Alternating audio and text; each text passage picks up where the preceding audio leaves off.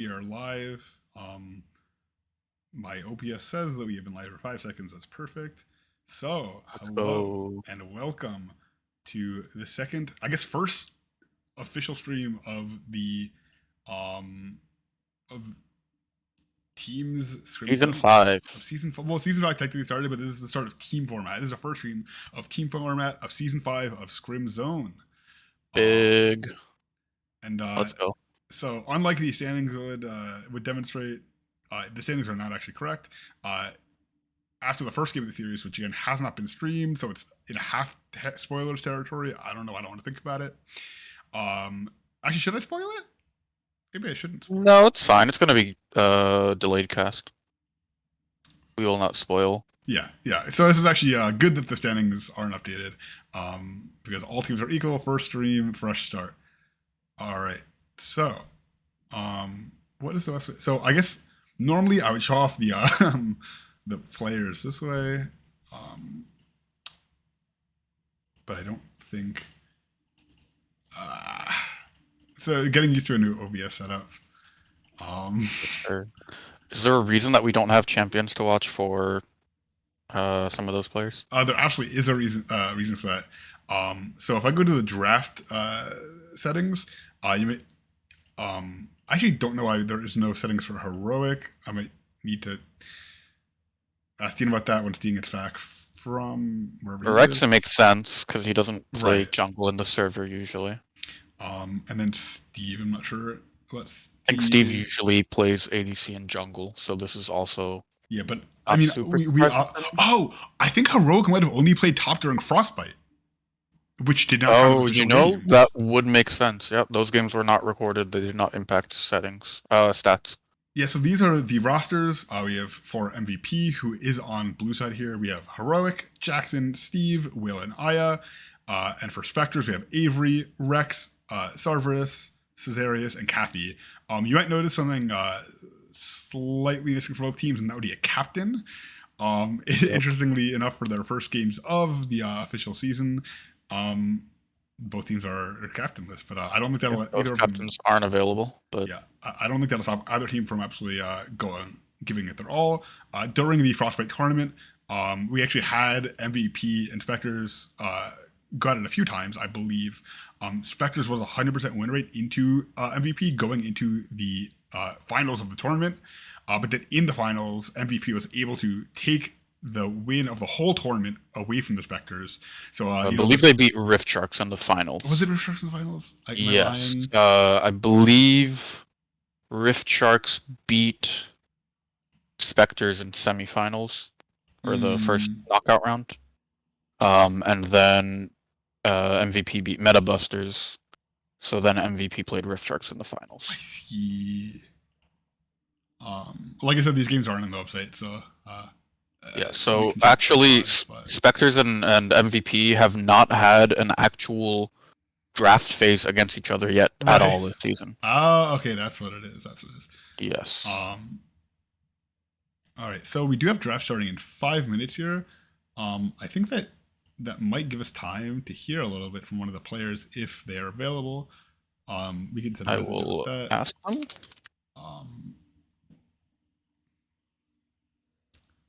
And we will drag the player in as soon as possible. Yep.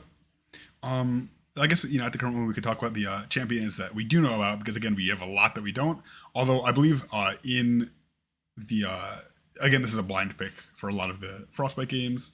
Heroic was on Riven, I believe, and I guess we can hear from from we will drag in our player now. About hello there. Hi. How's it going? How are you feeling? Feeling good. Got any of those first game nerves, or are you absolutely confident? Definitely. I mean, this isn't my first game. Right of the season, First. I think this is your first game in the team format, right? This is true. Yes, it will be my first game in the team format, but I don't know. I don't feel super nervous. We've played against this team before, and we kind of have our own strategy. We got our own plans. We're not going to ask you to leak anything, but I am curious if you think being able to draft against them will help.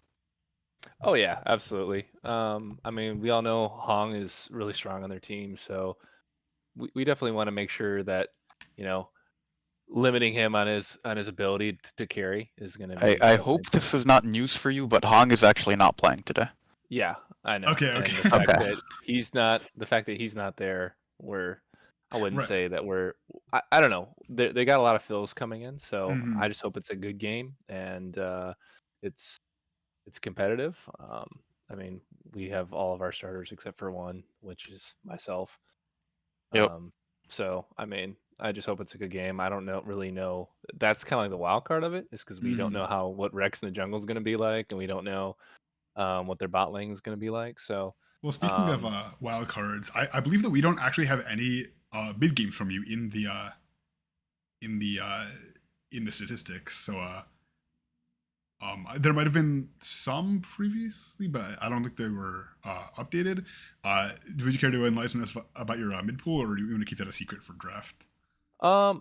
you know, I've been like a fill player for probably the last like 6 years. I've been just dabbling in everything, and Player I after my own definitely, heart. yeah, I definitely find myself gravitating more toward like um either it's kind of the opposite. Either I'm full on like assassin going in, diving in, or I am like full on utility for the team. That's usually how I like to play. How do you Which think you're gonna fit into your team compared to Valor, who usually can pull out basically any mid pick that'll match his team's comp? um I don't obviously I think Steve's got a wider champion pool than I do. I think he can play a lot more. I can play a lot of champions, but he can play a lot of champions maybe a little more proficiently than I can. Mm-hmm. But I do think that, you know, I've got a few select picks that I know are really strong and I'm very, very confident in. So, and All right, I looking can forward hold, to it. yeah, I can hold my own. So I'm not Love too to Yeah, see the worried just about it. for confidence. context for the viewers, we are interviewing Steve currently, but Valor's name is also Steve. Just to clear Yeah, that up, in case anyone was wondering. Bull Steves are absolutely cracked, and you know it's yeah, right. the sub is it's perfect. You know, it's just slot one Steven for another. It's Yeah, yeah, what yeah, more yeah, can you ask for? yeah, yeah. All Well, right, hopefully, I Yeah, think we'll let you get back to one your more team. question, Go and then ahead. we'll let you get back. okay. Predictions for the series. Ooh. Ooh. It's best of three, correct? My Yes. first Yep. time in this format. It's kind of hard to say because we don't know what how their roster is going to perform with them having so many subs and whatnot. Yep. But I think we'll win 2-1. That's what I All think. right. All I right. think I that love the confidence. yeah. Good luck to you. Good luck to your team, and we'll see you on the other side. Hey, thanks guys. Take care. Take You care. too. Bye bye. All right. I absolutely love to see the confidence coming off of that man. You know, coming off starting at the first game, there are a lot of question marks, and I think that to these guys that are none, they're just this is the future. We're gonna take it, and you know, it's just really great to see it because there was the clash between these two in the tournament, but with this different drafting style of not just blind pick, you know, send whatever in there. I think it'll be a lot more strategic of a fight, so it'll be fun to see. All right, we should have Yeah. draft starting any second now, assuming I've uploaded that. Oh, there it goes. Okay, it has Awesome. started. Do you have any predictions for draft here? Honestly, I mean, with so many blanks in the champion pools, I don't know. I mean, obviously, I think we might get on for Kathy, we might see some bans of the Lulu. Avery, we have the classic Riven. Speaking of, the Lulu. And then I think that, you know, for against Will for Spectres are likely going to see a Twitch ban. Yep. There it is. Aya has a very wide champion pool.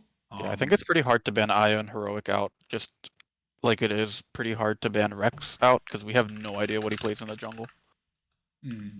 Looks like we're getting a Syndra ban for Sarverus. I'm predicting Rex to play a carry jungler. I'm predicting Jackson to play something like the Maokai to enable his team. Even though Maokai, I believe, did get slightly nerfed, even if it wasn't a direct nerf, his items were nerfed. Right. They're banning Udyr here. I don't think Rex plays Udyr, so this might just be a leftover ban from playing against Anne a lot. Right. Yeah, so we do have Rex and Heroic running the drafts. These are the two highest elo players on the team, but both actually started this season in scrims, so don't have as much drafting or, you know, I guess community experience as the rest. We do have MVP locking in the Karma. We did see that during Frostbite against Metabusters to quite great effects. Aya very, very strong on the champion. She played at AP in that moment. Not sure if we'll see that build come out again, but I think that it depends on the rest of the draft. But very, very strong on the champion and a lot of agency. So that's something you really want to see from one of your, really strong players. Looks like we're gonna get the Caitlyn probably Lux lane here for Cesarius and Avery, and we're actually seeing the Yumi hover. I really hope they don't lock that in. I think Yumi is like One actually of the worst unplayable right champions now. in the game. Yeah, it might be a joke, unless Yeah, Rex please just, tell me this is BM. I think Rex. Yeah, okay. I'm a massive Nami enjoyer. I absolutely love to see them picking that up. I think that Nami just adds to any. Actually, did Nami get nerfed? I think Nami did get a pretty hard nerf. I think it's more of a. I along think with Lucian. it made her lane bit weaker, I believe. Yes. Which for a lane like Caitlyn, where you have the really strong lane, you have the really strong late game, and the middle game of it is a trough. Previously Nami would have been a very good strong pick there. I'm not sure how these nerfs affect it, but I guess we'll see it played out in front of our eyes. Zaya locked in for Will here. I believe he's played a couple games on the server. I will check that real quick just to make sure. But it's a it pretty could also be safe Jackson on the Zaya. I know that he was a Zaya one trick previously in the bot lane, but also I think a lot of ADCs just play Zaya currently. I think with the IE changes, she does get or the IE and of work changes, she does get significantly stronger. We also get the Zac locked in. Yeah, along with Maokai, Zac, two of the strongest champions of the game right now. Again, some ironing stuff messing around with their strengths, but I think Zac is still just absolutely dominant in the jungle. We have Shen coming out for Avery, presumably in the solo lane. Pretty safe pick, I believe, into most matchups. Classic tank, just try and make it out and help your team. Kassadin. Just a little update. Will does not have any official Zaya games in the server, so we might be seeing a little bit of a role swap here. Not super sure yet. Kassadin ban does make sense. Kassadin is really strong right now. After the Seraph's Embrace changes, as well as the Rod of Ages changes, would give his team a solid source of AP as well. We're seeing the Zed ban here. That might be in Star versus pool. I'm not super familiar with this pool. But we'll probably be seeing more mid bans because no one really knows what Rex's jungle pool is yet.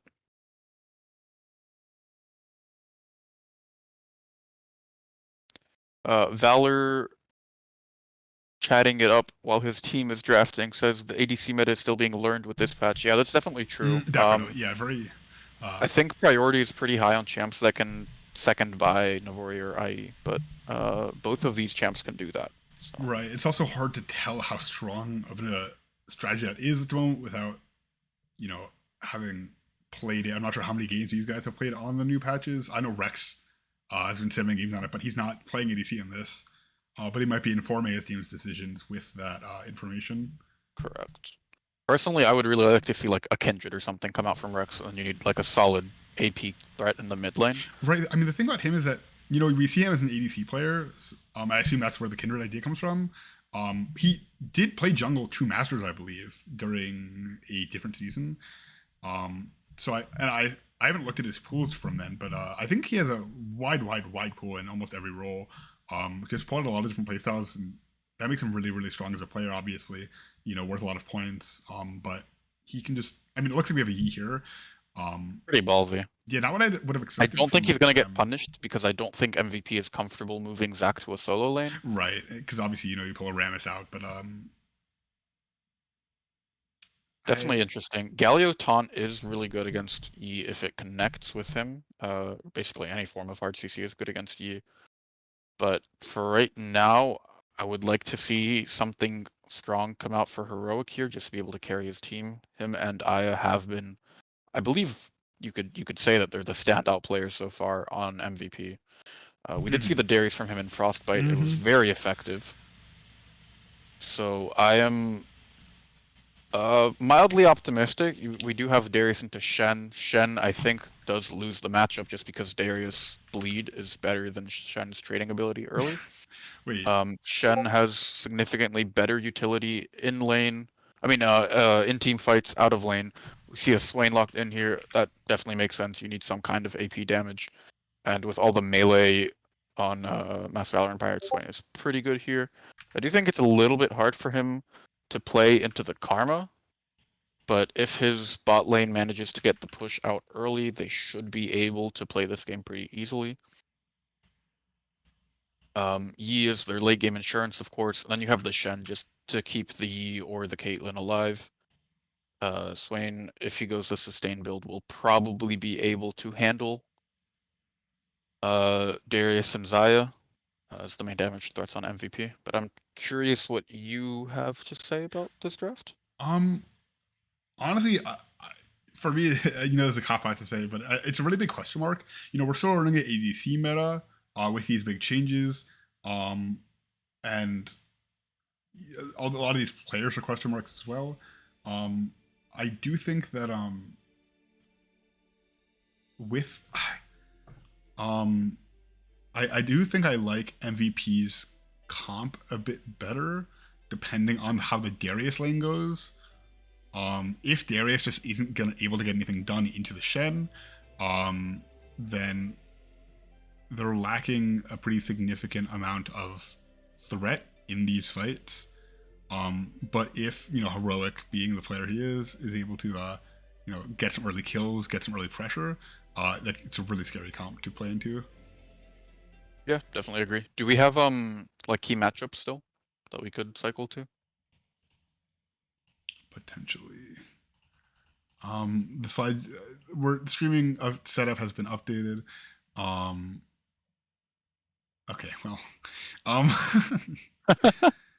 like we said, Rex, this is his first game in the jungle in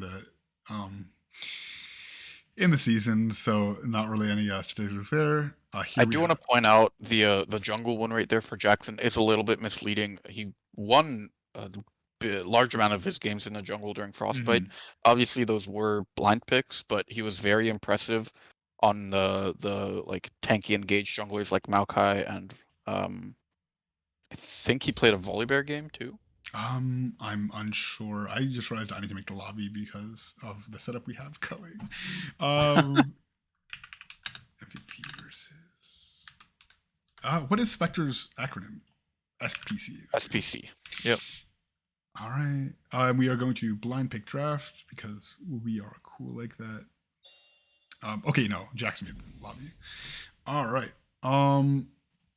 So we like you're talking that is the jungle matchup. We think. Did we ever figure out does Will play Xayah? Yeah, I checked. He doesn't have any official Xayah games in the server. But I don't think he plays jungle either, and I don't think they would shuffle around the roles more than that. I mean, I know he plays Twitch jungle. I'm not Yes. sure about his other jungle picks, but Yeah, I mean maybe. I feel like the Twitch jungle skills aren't super transferable. Oh no, he plays Chicks. I mean, yeah, to anything else necessarily. I mean, there's some ganking jungle, but Evelyn maybe, I don't know, but I'm not sure what he plays. Right now, it looks like he's getting ready to play ADC. Maybe, actually, I don't know. The sides are a little bit messed up right now. We normally don't show this, but Dean's not my boss. I can do whatever I want. True. Actually, I think he might be watching. He might be home now. Who knows? Hi, Dean. Hi, Dean. We love you, Dean. Thank you for doing this, Dean. I appreciate you.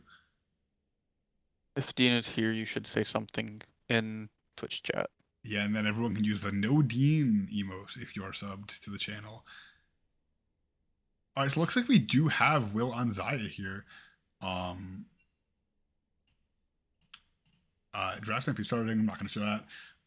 So that means that I can go ahead and generate. I'm going to start the slideshow. Yep. If you go ahead and talk about that, I can generate some cool stream assets, finish the assets out. Sure. So we see Heroic here. Stats again are a bit misleading because Frostbite has not been logged, but as for now, he had 8 games with 6 champs played, which is pretty big champ variety. He played, I think, a unique champ in every game of Frostbite. He might have had one repeat, but I do remember there was a Darius. I think there was a Riven at one point, Is there but I'm audio? not super Can you hear sure. audio from the? I can't. Let me check on stream. I'm not sure. Yes, I I think do I'd hear like- audio on stream. I just think I'd like for there not to be audio, but I don't know if that's the thing I can do. I'm not sure. That is a Dean question. Anyways, For Kathy, she has played 57 games on the server with 12 champs played. Kind of the opposite, not too much champ variety, but we do know that she loves her enchanters, and she is on Nami this game. Nami isn't her favorite pick from what I know, but it is pretty strong. Like, she's pretty good at it nevertheless. Has a good amount of games in it. Not necessarily in the server. I think she doesn't have that many in the server, but it is her third most played champ. So we'll see. A lot of that was probably counterpicking against Jacob, because that is a strategy a lot of people do against Jacob.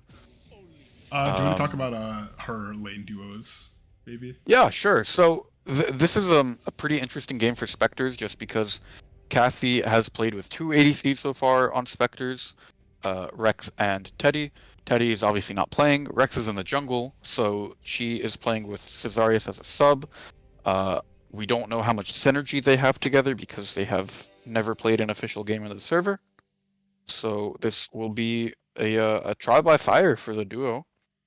Aya and Will have played a good amount of games just playing in Frostbite. I believe Cesarius, at least in terms of points in the server, is a stronger ADC. Okay, we have His. everything now. Do we have an overall record on Caitlyn?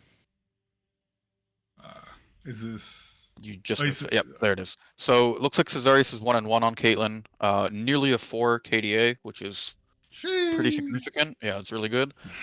Will again has not played a Xayah game in the server. Aya has played During I Frostbite. think 2 Karma games, but again, it's Frostbite. They were not recorded. Oh, this is all 5. Yeah, I think a lot of these players are playing in roles that they have not played in the server yet in an official capacity. Heroic and Jackson did play these lanes in Frostbite, but they weren't able to play these roles in official draft games. Non-blind pick. Well, they did play them in non-blind pick, but they also didn't, because obviously your itemization and your build is very different depending on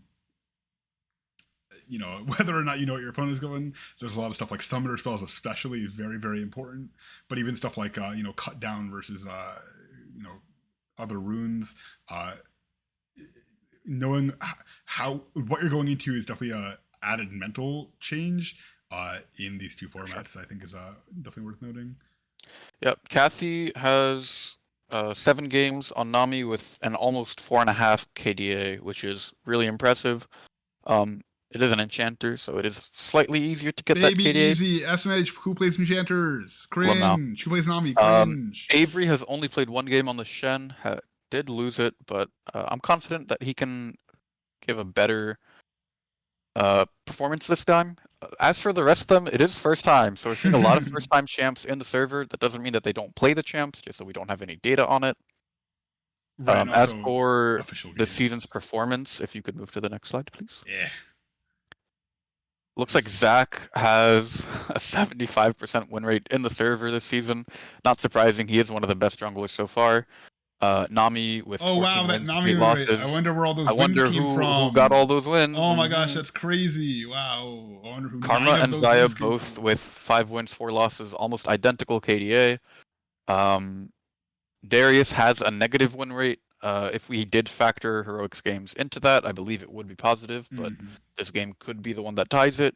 Yi has been absolutely dumpstered this season because Yi players are words that I'm not allowed to say on stream. Yep, that's a good way of putting it. And Swain is even with slightly below 3 KDA. I'd say one thing worth noting personally is the which champions are getting a lot of games. It's usually relevant to the overall meta of the game, but obviously, we have our own meta that we have developed. I think the ones that are clearly worth noting are the Nami, which again is specific to player matchups, and Zac, who is just absolutely incredibly strong. You can see the win rate is just absolutely crazy, but the play rate as well, because you sometimes see champions like Seraphine last season where they get played a ton and their win rates are decent, but this is just 12-4. It's just absolutely dominant. Just really excited to see this pick in such capable. It is worth noting some of Zac's items did get nerfed this patch. Demonic comes to mind, especially Demonic being one of the strong. Hello. I'm not sure if I cut out or Noam did, but Can you hear me now? Yeah. Okay, so as I was saying, Demonic was one of the strongest items last patch. This patch, it got nerfed for melees and buffed for ranged characters. So it'll be interesting to see how that plays out in this game, which I believe we will be getting into in a few seconds. Yep. I think spectator delay is almost up. I'll pull it up soon for the skins. But I think that should be good now. Nope. Riot hates me. Or I guess OBS hates me? OBS hates me. Oh no. Ah, okay, I got it. It wouldn't no! be fine. No! Oh my god. What is this? Oh, okay. Is it the wrong resolution? Yeah. Wait, what? What? Oh, I'm not clicking the right thing. How do I move the stupid OBS? It's not like anything's being missed currently. Okay, you can see the game's a bit big. Why is it moving? You just need to change the resolution and that will be okay. Like I think I can scale it though. Maybe.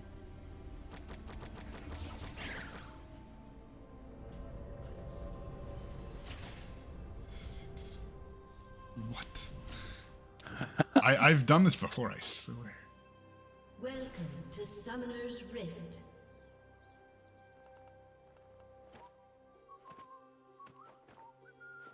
Maybe try full screen projector. 30 seconds until minions spawn.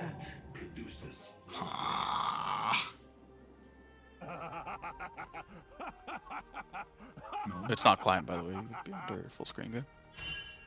Oh, okay. Aha! Okay. All right. Looks like we got it up and running. Turn that game order on. I will do some in-game messing, and then we should be good to go. Scoreboard on. Time controls off. Strat off. Objectives Timers on. on. And get rid of the control. And then obviously we can. Bam. Bam. Oh, you know what the issue is? Mm-hmm. The overlay is not sized quite correctly for the map. I think that's your map being bigger. Alright, we have Technical difficulties, 1 second, everyone. We should be back in the game in a second. bam. Okay, we got it. Awesome, let's go. Alright, so we do have can you speak to the solo lane matchups? I am of course a lowly duo lane one trick. I don't really know much about these solo lanes. Sure. So I believe it is slightly favored for Darius. I will look up matchup data in a second once Jacob switches to sharing the league screen and not OBS. Well, why? So that I can see it better. But then you can't see OBS. True. Alright, it looks like, yeah, the Darius lane is slightly favored, about 51%. That makes sense. Shen is a lane bully, but Darius is a better lane bully. So, big trade in the bot lane. Nami does have sustain while Karma does not. And you can see these matchup games just raining down. But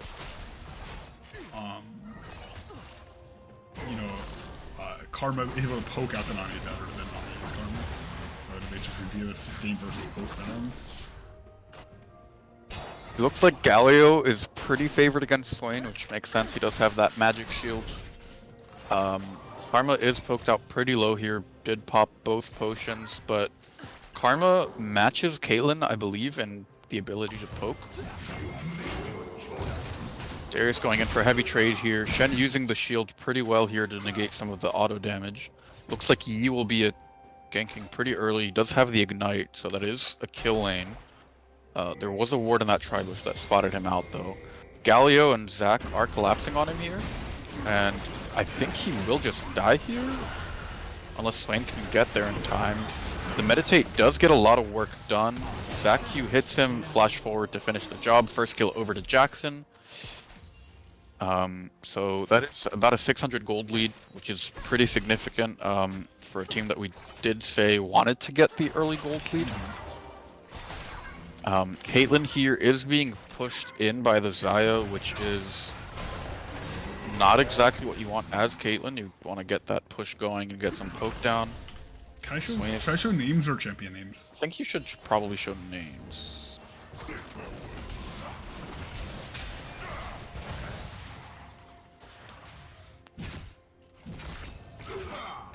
Cool, there we go. I didn't want to block the trade. Yeah, I yeah. read that pretty well. Alright, Gallia will probably have to back away here. Rex is looking for the gank here, but he is under vision. Yeah, and we see the vision being pinged, and some question mark things from MVP's Valoran saying, what is Yi doing here to get him out of here? Okay, we have the flash in the top lane. Darius's passive is going to be able to heal him up along with the Triumph to not die from that dive. Well played from Heroic there. You know, we didn't get to see the whole play, but it's just clean stuff. Who would have guessed? I was gonna say Avery played it really well, but I think he just overstayed a little bit. He got the taunt to cancel Darius's engage, but then he hung around a little bit too long and got flashed on. It's always so tantalizing against, you know, just a few more minions, and then Darius comes, flashes on you, and you feel dead inside. Alright, we have a big trade coming in. Karma going for the root of the Nami. You should be able to pick up the kill. Flashes away and heals, and that does keep Kathy alive. Well played from Kathy. Does give the summoner advantage over to MVP, but you know, 1 or 2 summoner cells for the life of your support. That's what I always say. He has said that to me. I honestly, every time I flash away, I DM it to Nom, even if I'm not playing with Nom. Sure. It's just a little thing. Can confirm. Yeah.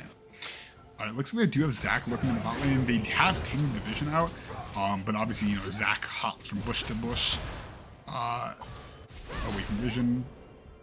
Avery took a pretty favorable trade there onto the Darius, is able to back away before the bleed continues to tick on him. Galio and Swain are both level 6 here. Galio ult is obviously a really strong ult for your side lanes, so I would be expecting the Galio to look to roam towards either the top or bottom. Drag here is looking like it will go over to MVP. With their early game advantage, they definitely want to start stacking up drags to take away that scaling element from the Spectres. I believe Spectres does outscale here, with a Swain, Yi, and Caitlyn, and a Shen ult. Right. Their team fight late game will be pretty strong. Zac is looking to make something happen here in mid, but he is caught on the vision, so probably go back to farming. I do not believe he has been spotted here. It will be tough without the level 6 on the... Oh, looks like they're both back in top. Yi and Darius. It is tough to gank over the 6. You know, you're running your face at them. And Darius is quite good at running his face at and away from people. He does get the speed from his passive, correct? Darius? I believe? No, I don't think he has any speed in his passive. It's just the ghost that's permanent. Yeah, his ghost is back up, even though he used it in that early fight in the top side of the river. Yeah, I do not believe that MVP's volume is back yet. We do have Kayla with the BF sword. Not sure what build Caesarius is going for. Might be a Bloodthirster into IE angle?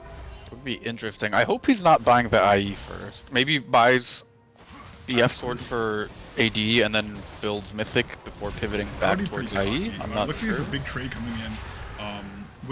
So if he lets his root here, then you should be able to pick up the kill. Unless he flashes away. Zac is here, so Swain stays, which looks like he's backing up. Zac did just hit level 6 off of that. So he could look to regank here. He is looking to get some more farm to hit his level 6. Is Yeah, getting he's actually out farmed a ahead of little Parker. bit. Yeah. I want to know what, we were talking to Steve earlier, right? He ended up going for one of those two holy picks he was talking about instead of the assassins. We might keep an eye out for next game to see if the switch setup has a big poke. And Zaya going for some even bigger poke.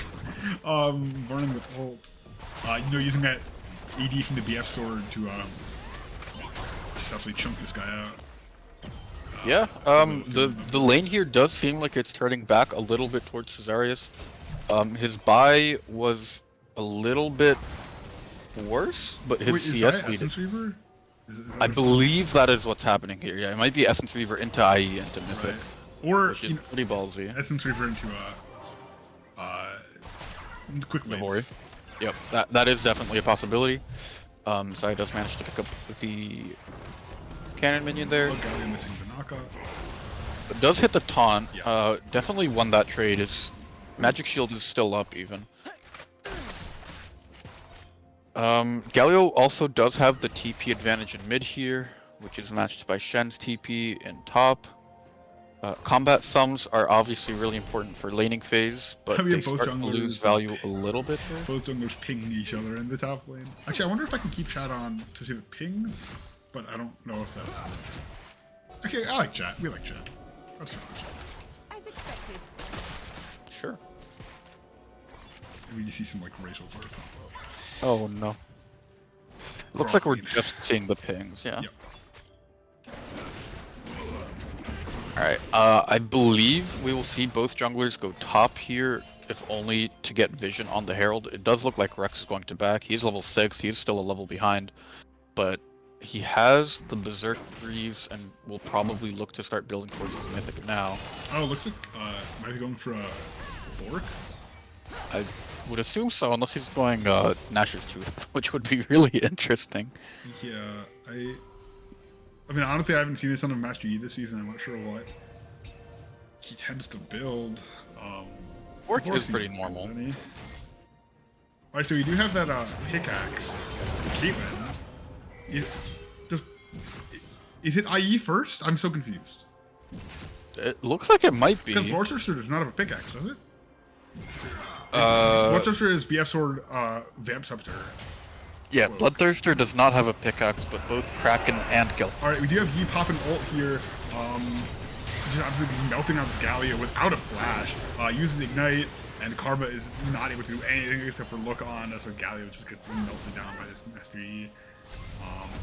Rex timed that Q perfectly, managed to dodge the taunt to make sure he wasn't CC'd, and did pick up the kill there. So that is the first kill of the game over to Spectres. It's exactly who they wanted on with the Yi. And it looks like they will get some plates here, which will equalize the gold a little bit. I like we saw Karma shoot a Mantra Q, should not kill. Karma shoot a Mantra Q at Swain in the mid lane. You know, it's been poking out these bot laners. But then against this lane, it just did nothing more than take a lane 3 levels up. You know, mid lane is the big leagues, just with the solo lane experience. It's just a completely different game. He is starting up the drag here. Yeah, This will you do probably not really just want go these over for dragons free. to go these scaling teams, but you know, there's nothing much obviously in this lane that MVD can do about it. Pretty scary situation to be in. Even on drags with such a monstrous scaling team. Looks like Shen is going to build the Titanic Hydra here first. Darius is probably building towards a Stride Breaker. I don't think it's common for Darius to build Gore Drinker anymore.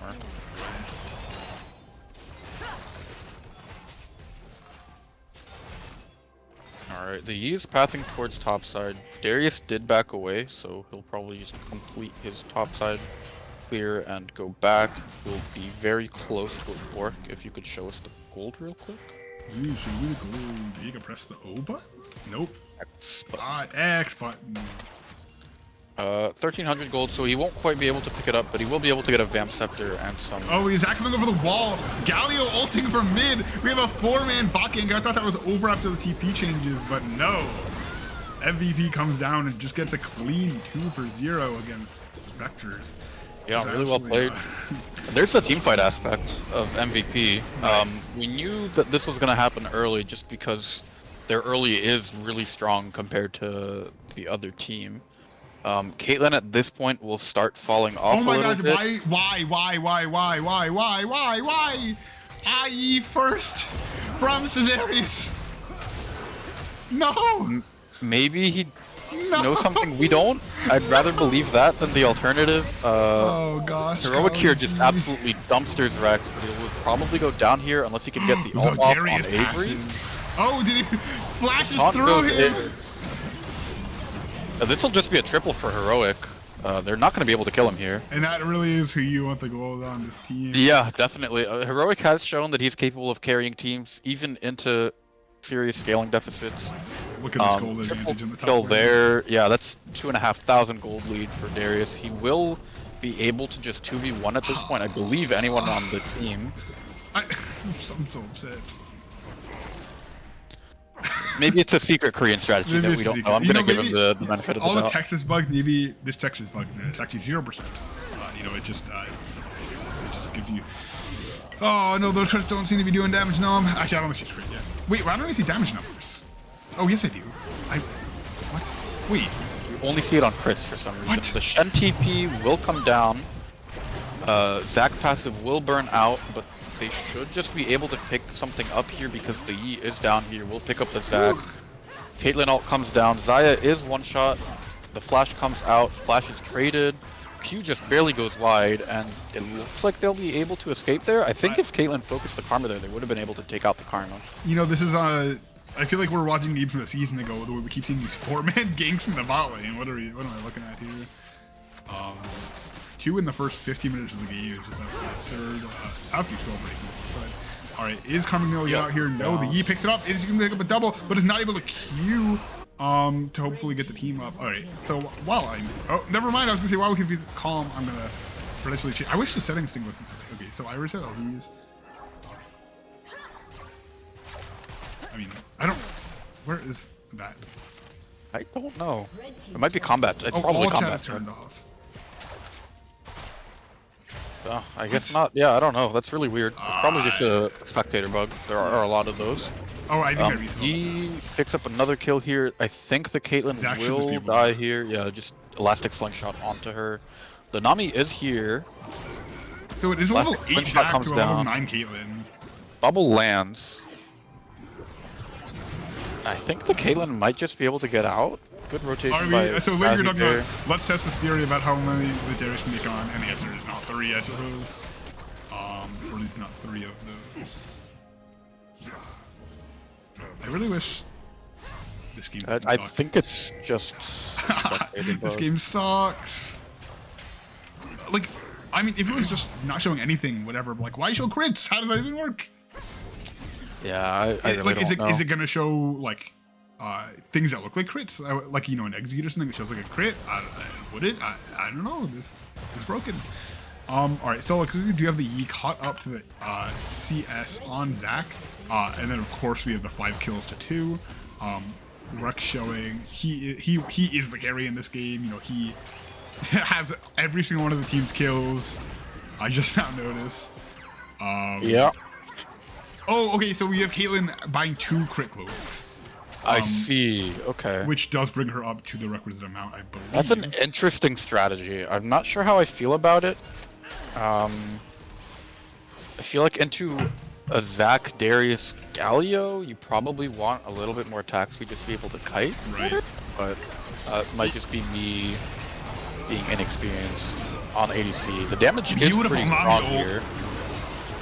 Rex goes down. The Galio is here. Caitlyn Kathy able to does just get free hit hit. over the wall.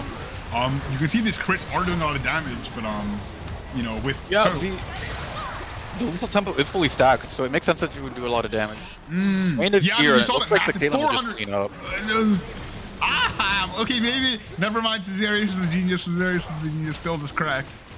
I don't know. I mean, it's like in, you know, the old runes. You would take the crit one, to just RNG. He's just saying, you know what? Screw it. We're just going for the RNG. If I hit in the crits, I win. If I don't, I don't. You saw 500 damage crit in the dragon. Absolutely Yeah, absurd. Heroic will look to pick up the mid turret here, trying Getting to so get much gold something on out, themselves. losing the objective. Yeah, the gold lead is stabilizing here. It's less than 2,000. 2 drags over wait. to MVP or to Spectres will make that even closer. I mean, so if you check out the gold lead, the difference between the 2 most fed and gold members of the team, we have obviously Heroic on Darius versus Rex on Master Yi. It's only 100 gold difference. Flash comes out from Never Darius. mind. I guess I spoke a bit too soon. I believe Shen will just die here. Yeah, there's all. All right, it's around a 500 gold difference now, not 200. I lied. But yeah, between the 2 most fed members of the teams, it's quite close. Although Darius clearly has that CS lane that comes with being a laner, as well as for Joker. If Spectres checks this will be a 4v4, but I think Rex is just covering his mid laner who's taking top turret, and they're not actually Heroic is in the bot lane. He's actually cleaning up these minions and turret. But that does mean that MVP's fight is weaker without. Let's see what they can do to pick up this Swain, Yi, and Caitlyn. And Nami and Caitlyn are here now, so this will be a 4v4. The E goes down, but Swain is full health here and will just be able to pick up multiple. And that's a 4-for-1, which is huge for Spectres. They did lose the bot turret, I believe, but Darius can't keep going. He'll have to back up here. Baron is spawning in 30 seconds, and it would be pretty ambitious, but they could look to start it up. I think without Yi, they will probably not take that risk, though. Darius will steal away all of these camps.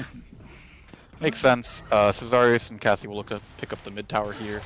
It'll be pretty close, but they do have a little bit of time as the members of MVP did just spawn up.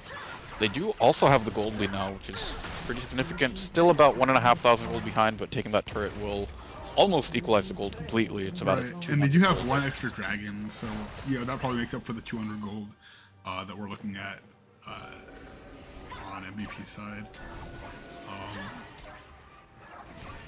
Alright, we have a lot of Spectres resetting right now. Looking at fairly passive on the map. Baron is up, but I don't think either team is necessarily going to go for it. We do have the dragon spawning in 2 minutes, so that's quite a while. So, you know, I don't know if there's much to fight for on the map right now. I think there's a lot of just prep time, getting some items before the next big fight. Yeah, for sure. We do see the Kraken Slayer complete for the Yi. The damage output onto the tanks here will be pretty insane. Death Stance picked up for Darius. For those who don't know, Death Stance did get nerfed and now only heals 50% of your AD after getting a kill, rather than, I think it was 130 or something. Doesn't it also not have, like, it lost a stat, right? Yeah, it lost all of its ability haste, and in return got a little bit extra armor and AD. Right. And the build path is more double pickaxes now. expensive. The build path is more upfront, I suppose. Yes. Shen is going to get flanked here by the Darius. None of his team is here to help him out, but it looks like he'll just be able to avoid him. Nice kiting there. Using the Q slow to be able to get out. Going in, and Nami here will keep. Oh, flat! Really good flash. Very last second. A bit terrifying. Darius should just be able to 2v1 here, you know, 2 level 12 people. But then if you have the Caitlyn coming in, Heroic just needs to get out, and he is not able to do so. He just, I mean, like you're talking about with the Kraken Bork build, just absolutely melts from these tanky, remember. That animation there on the what? The fact that Zach just slides by that is pretty absurd. Sarver is flanking in the mid lane. This should just be a clean fight, just absolutely tearing it up from the Spectres. Really well played by Spectres here. They'll look to run towards the Baron here. Yeah, four dead from MVP. It's only Galio. Can't really do much to take this Baron. So, you know, should just be Shen's backing to pick up that bot wave. But, you know, all 5 alive with Baron is going to be very, very, very formidable for MVP to deal with. And this gold lead just keeps growing and growing. 4 Spectres now. And, you know, like we're talking about, they are the scaling team. I'm not sure if anything is going to slow them down. Just a note, we do have that Zaya build we were talking about. We do have Essence Reaver directly into Quick Blades. I think this is a build that Rex was talking about earlier, so maybe we'll get some inspiration from that. We'll have to check out. Drag is up. MVP is first on the map, and the gold lead isn't so one-sided that they can't just start taking it. It looks like they're going to try to push in mid.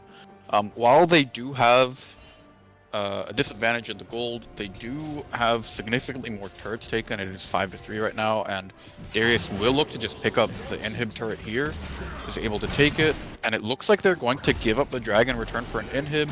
Zach is going to cancel the Swain back. I don't know why. Level I feel 14, like level 11. if you just ignored it, then I guess he was canceling back, so that is a good I mean, play. it is a Baron recall, but Yeah, you know, yeah, with definitely. the burn, or actually, it's actually not burn. Yeah, I mean, I'm not sure how. I mean, I guess it makes sense. You don't want the Swain there to stop your team from backing off. So right. rather than going for the Dragon Steel, he does decide to stop the Swain back. But Spectres will look to collapse here. I don't think they know, and Rex will probably just die here. Taunt comes out, his ult goes down, but he will Guys, just just CC die. the Master Yi. It's that easy. Just CC him. And they will look to play for the top turret here. Really strong macro here from MVP. I believe it's coming out from the experience of Heroic and Aya.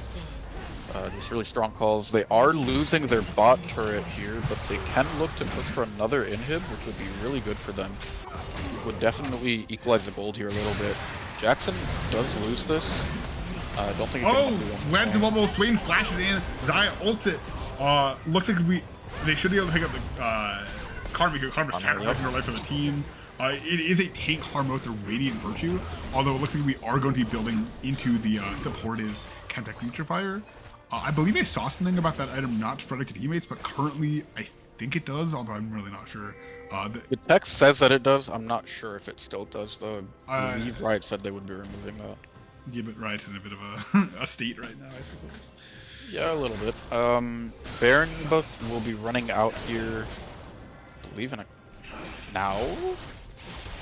I'm not sure. Rex did die with it, so he wouldn't have it anyway, Right. but Okay, so no, it's still up. Yeah. I think it's about 30 seconds left now. Yeah, it doesn't say the exact time, but it's basically gone.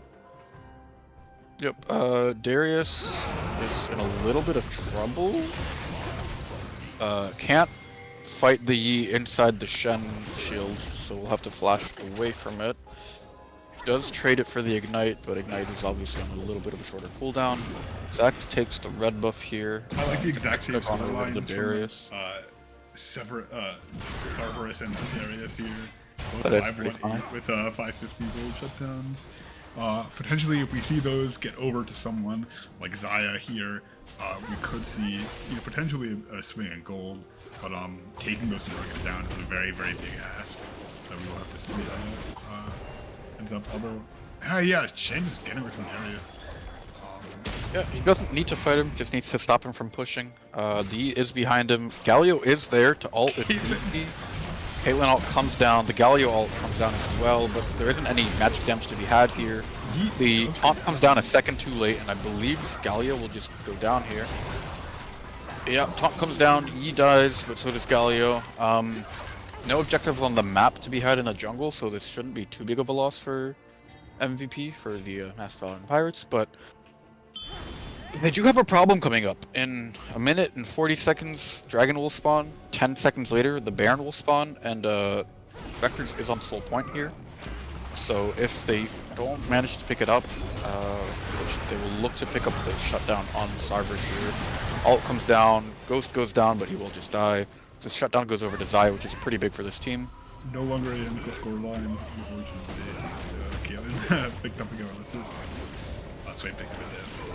Yeah, so as I was saying, a little bit of a conundrum coming up for Masked Valoran Pirates. Dragon spawns, and then 10 seconds later Baron spawns, and if you give over the drag, you'll probably just lose Baron. However, you have to contest the drag because this would be the Infernal Soul going over to Spectres, and that would make that game that much harder to play for Masked Valoran Pirates. So Yeah, a little bit of a decision to make here.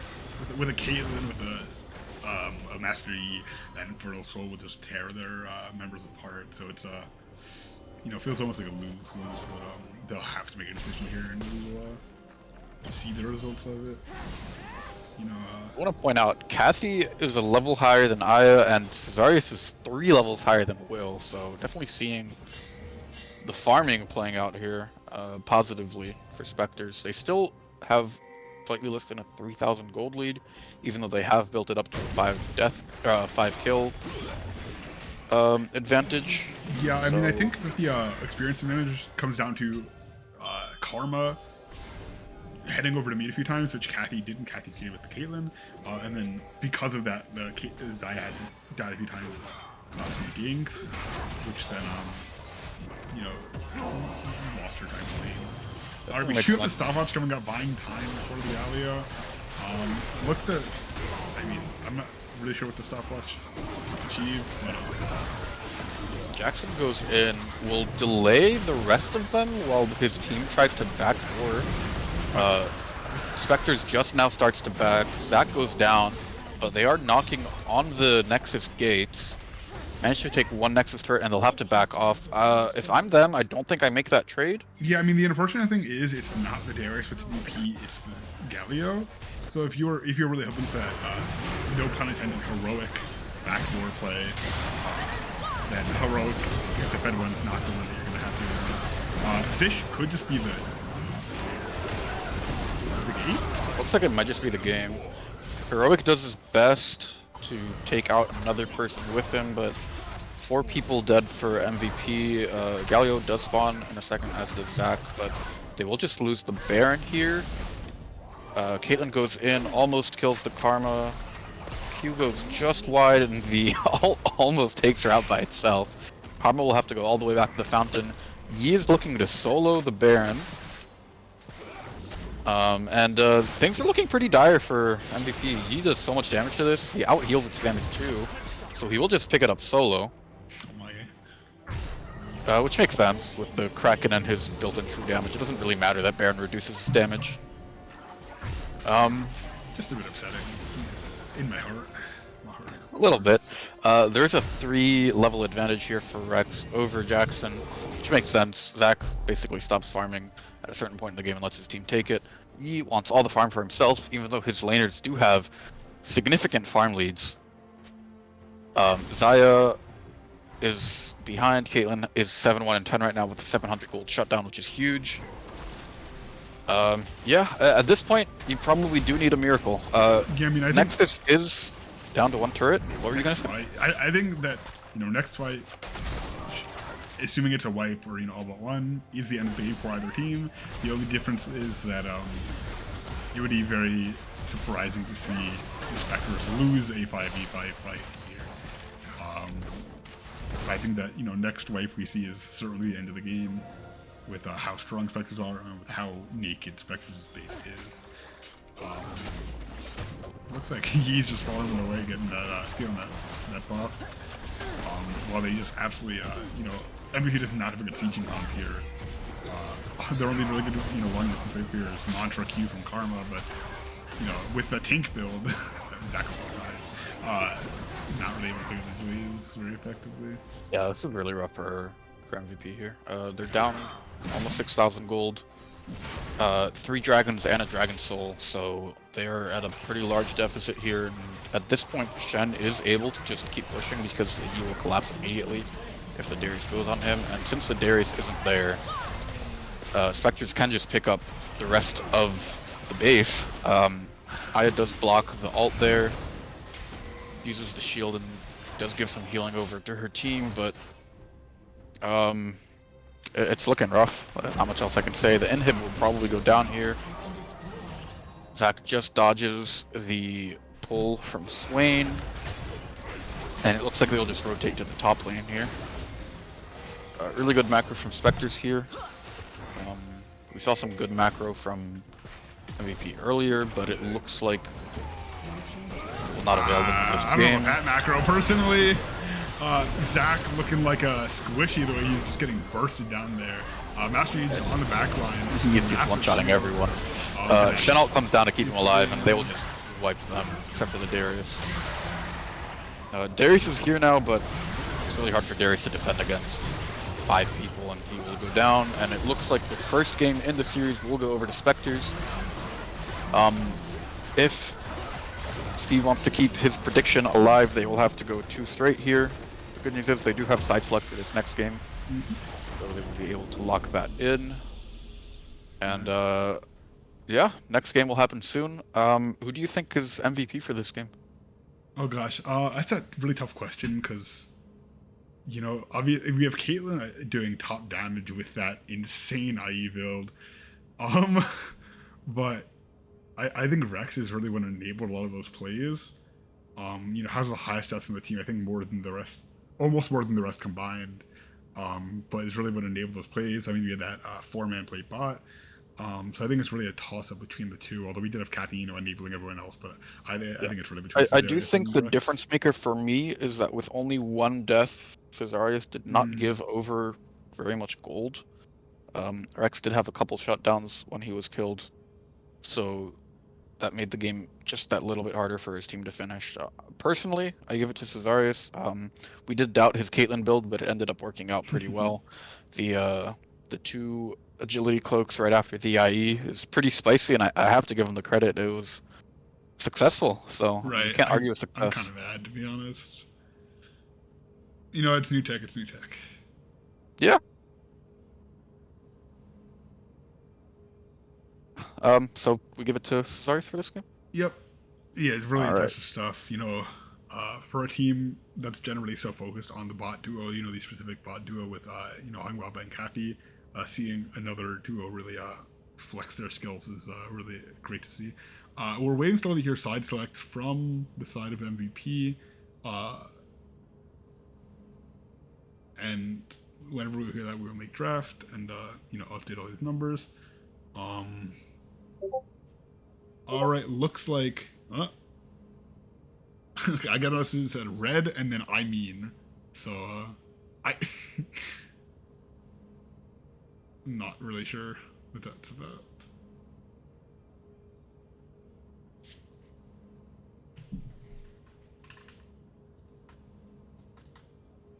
We will find out soon.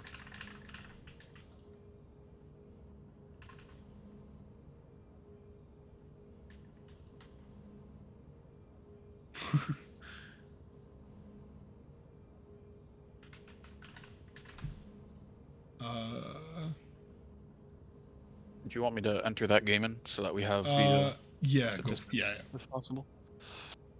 Alright. Could you just screenshot the game info for me, please? Yep, I will send that over. Okay, so it looks like you do have MVB calling red side. They are switching it up. They called red. So I will create the draft link. We do have Spectres on blue and masked Valoran Pirates on red. I do think that usually MVP does prefer the red side playstyle. You know, Valor just champ pool the size of an ocean. It really allows him to get these really strong counter picks, but without him there, obviously your draft goes differently. I'm curious what picks they will save for last. I think that they'll probably end up doing it for Heroic, if I had to guess. You know, incredibly strong solo laner. I think that if I get him on a, first of all, a counter lane, and second of all, a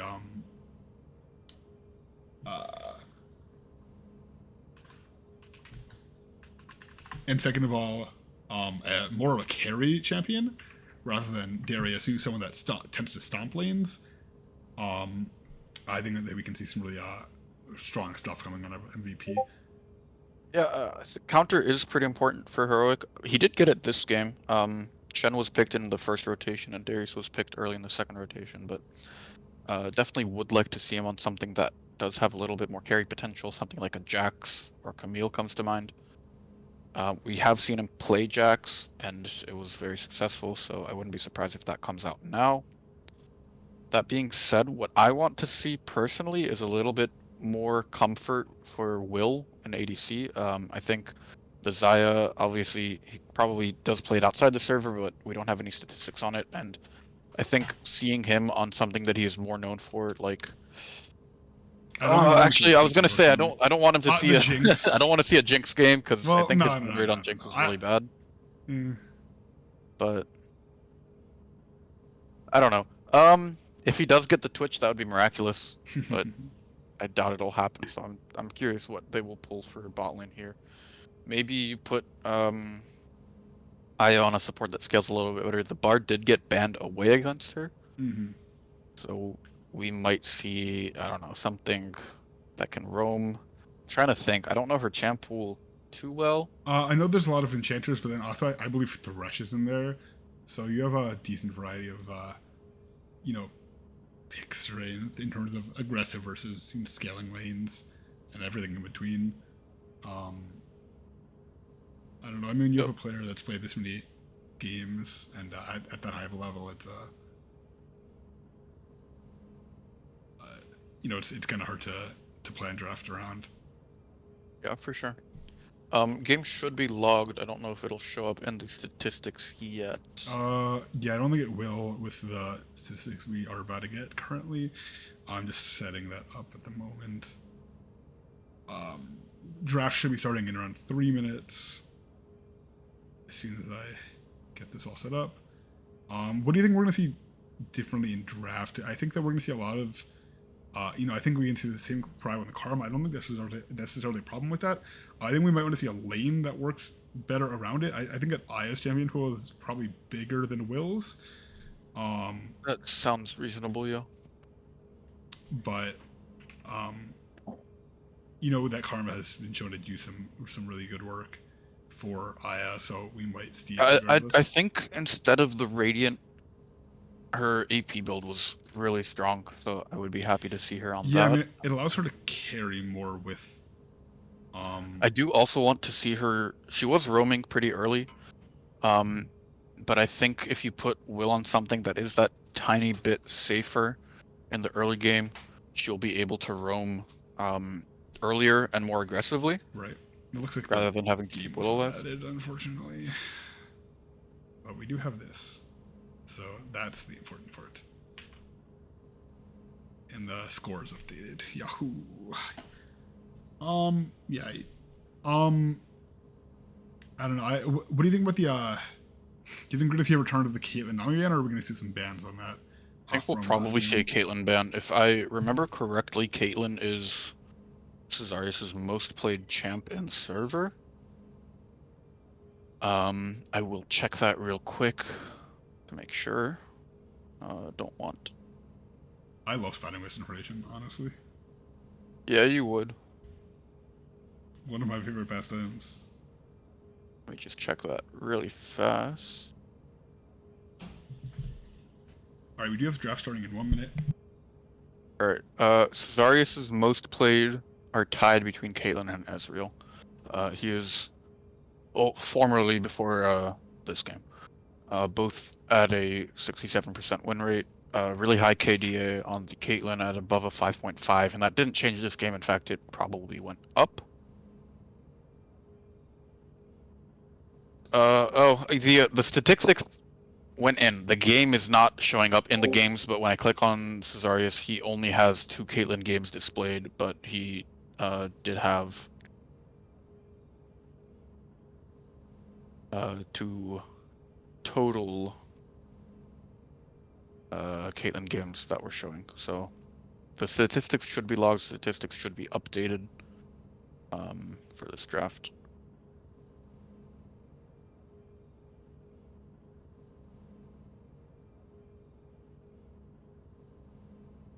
Looks like we will be getting into draft soon.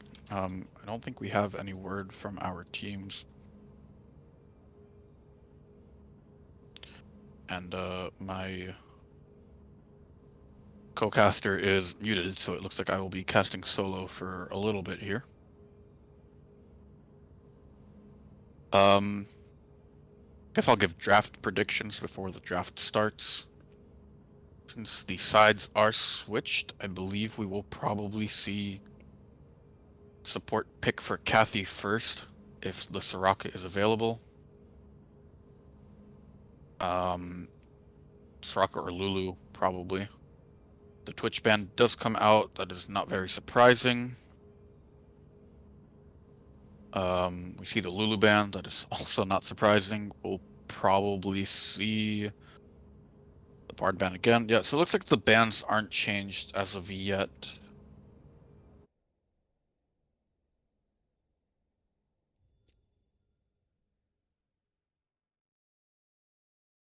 MVP will... I can't see what is being streamed. There we go. Alright, the Yi ban does come out. That is a new one. Not surprising, it was really successful, and we do see the Kassadin ban again. Swain is also banned against Sarverus, rather than banning his Syndra. Also definitely makes sense. I think both are strong picks, and it seemed like it worked pretty well for him.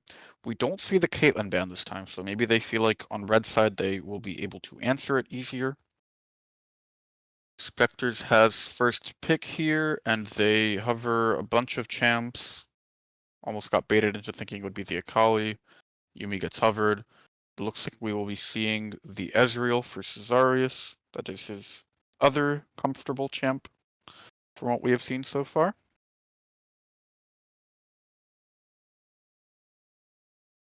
And I'm curious to see what gets answered here. Soraka is up. Soraka with Ezreal isn't the worst duo. I hope they don't go Ezreal Yumi. See the Syndra hovered and locked in for Heroic. And the Udyr hover for Jackson. So I guess the Udyr ban was in place, even though Anna's not here. Seems pretty weird not to pick ADC here, because you do get counter and you don't give anything else away. The Maokai is locked in, even though he did get slightly nerfed this patch, probably not as strong as before.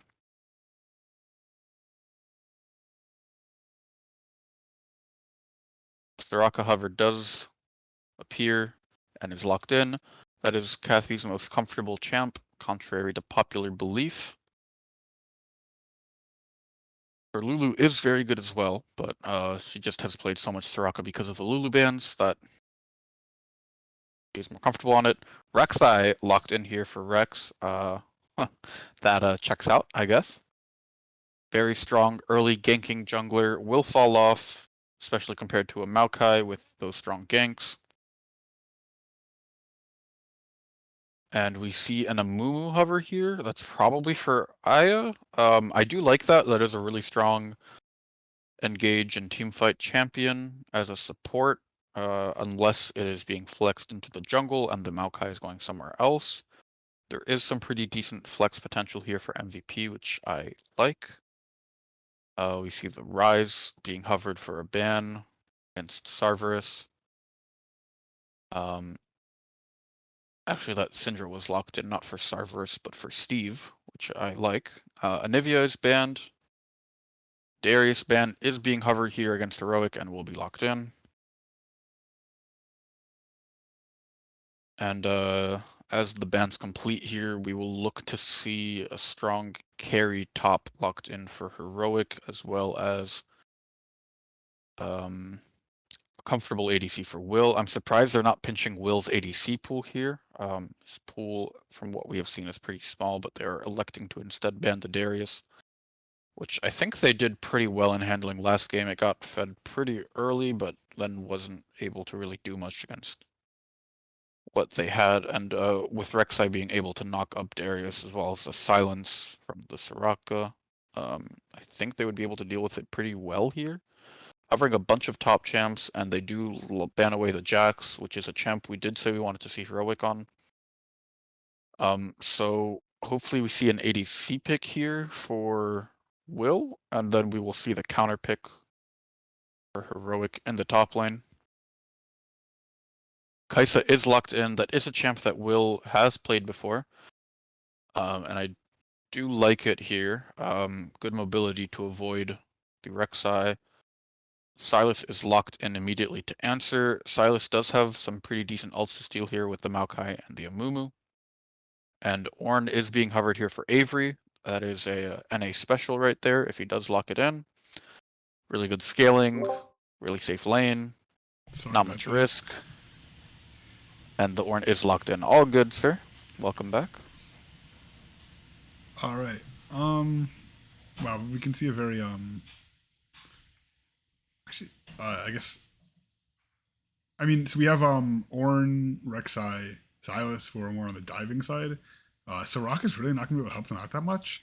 I'm not so sure I love those picks with the Soraka because she's not really gonna be able to reach the Rek'Sai or the Silas in the middle of team fights. It's just gonna be the Ezreal dumping out damage, but Ezreal's not even gonna be taking damage unless the Camille dives on Is him. locked in.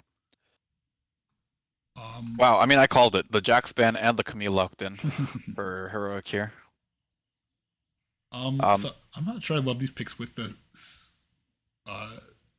Soraka in particular, but I think it depends on how fed Heroic gets, because if Heroic gets in the Ezreal, Soraka's just able to heal him up, and then that can make a huge, huge difference in keeping the rest of the team alive. Who But, do you think has a better draft here, just overall? I really, again, I'm not a fan of the Spectres draft that much because of the Soraka counter synergy with the rest of the team. Because if you look at MVP's team, you can send Maokai ult in there, Amumu in with a grenade afterwards. Then you just have Kaisa and Syndra raining down damage onto those lockdown targets. Meanwhile, Heroic goes down and takes down the Soraka in the backline. I think MVP's team fight is just much, much, much stronger than Spectres. Yeah, I much agree more with you. cohesive. I think their draft is probably a little bit more solid. Jackson is on super comfort with his Maokai. We've seen him play that a lot. And of course, a very, very strong pick as well. Yep. We've seen Steve Syndra, I believe. But Kathy is on her super comfort with Soraka. Cesaris is very experienced with the Ezreal as well. I don't know about Rex and Sarvis. Right, we'll be able to check that out in 1 second. Yep, Avery has definitely played the Ornn before, Right. and I believe it was successful, but I will check that real quick.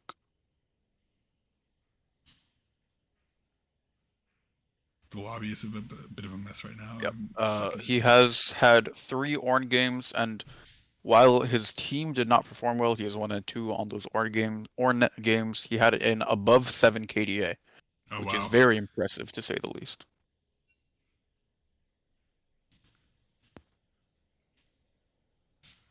All right, we should actually have these statistics in the stream now.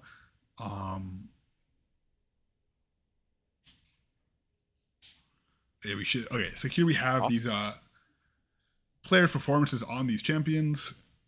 We have Kathy and Soraka with the amazing nearly 4 KDA, 9 and 7. Cesaris on the Ezreal, again 2 and 1, but with a really great KDA. We actually haven't seen. Oh, these statistics are just wrong. I guess I put it in wrong. I apologize. I put in the mid laner wrong. As we can see. By the way, I think it's Maokai jungle and Amumu support rather than the other way around. Yeah, that would check out. If I had to guess, it could be either way. Yeah, they could. There is flex potential there, but I think just based on how much Jackson plays Maokai, it's probably a Maokai jungle. Mm-hmm.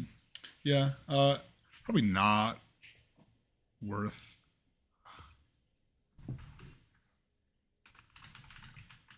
Yeah, probably not worth redoing. I can just check those statistics for us. So for Jackson,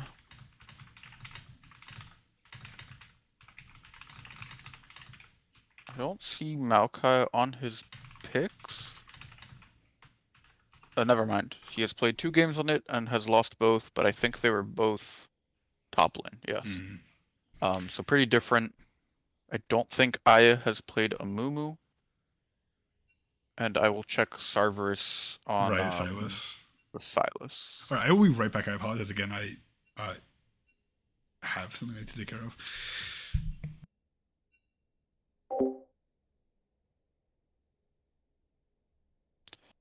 Alright, so while he is gone, I will look to get some information on Aya. Aya does not have any Amumu games in the server so far, so this is a fresh champ. Yet another one. As for Sarveris, he has played the Silas before, 2 games on it, went even 1-1 and has a 3.63 KDA on them. So, pretty decent. Not a standout, but again, there is some pretty good alt setup for him here.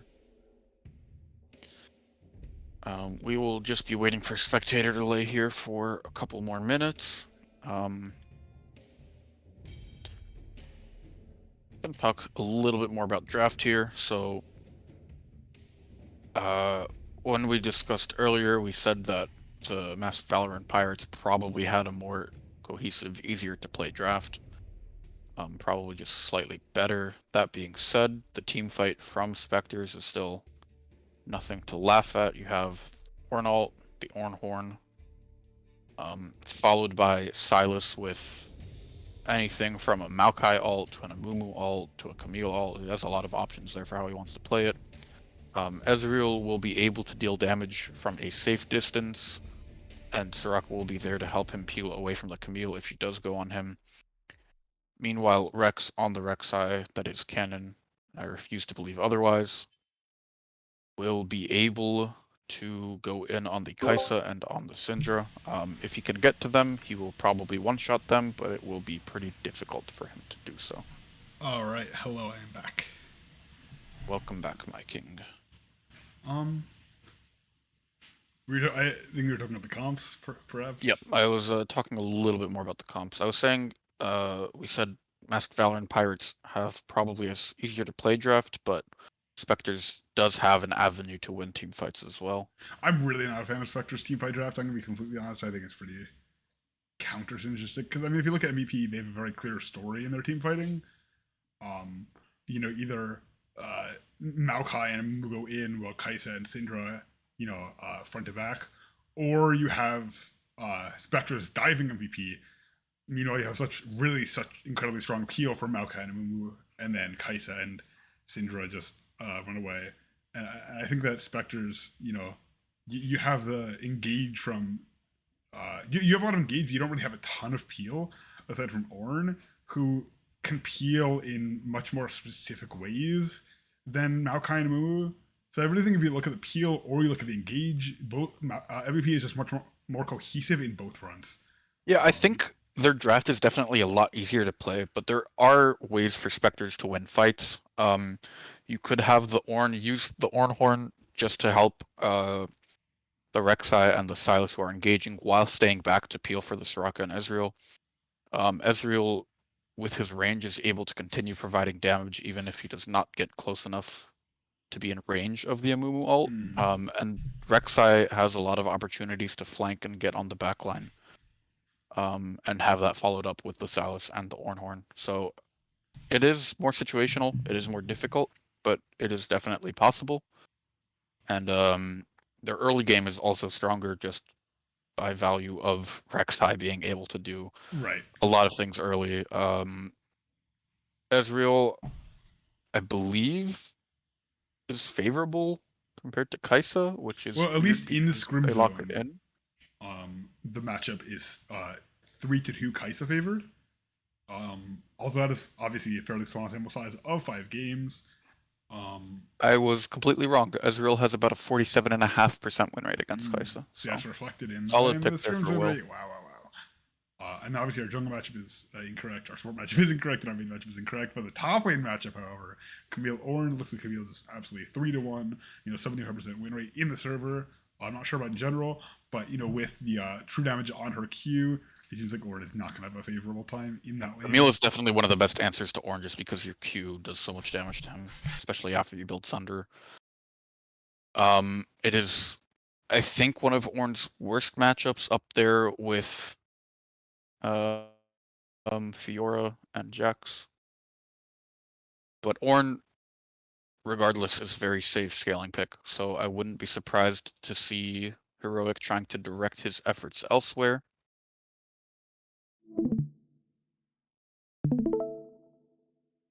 And we will be getting into game here soon, I believe.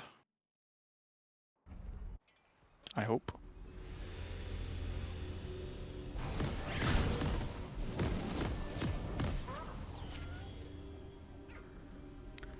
right now I can't hear or see anything. So I hope Jacob is able to talk. I pressed the stream button. Watch this. Yeah, it just wasn't loading. That's so cool. Thank you. Thank you. What is this? What is this square? Welcome to Summoner's Rift. What? What? Okay, I don't know. Dean said this over. All right, looks like we have some action. Never mind the whole player. It looks like Salus was not looking at the screen at first. Don't forget to enable the overlay. Yeah. my And king. then you zoom out the screen. Blah blah blah. You can't even see the overlay. Well, it's not on stream either. At least not all of it. I do see the sponsors. There we go.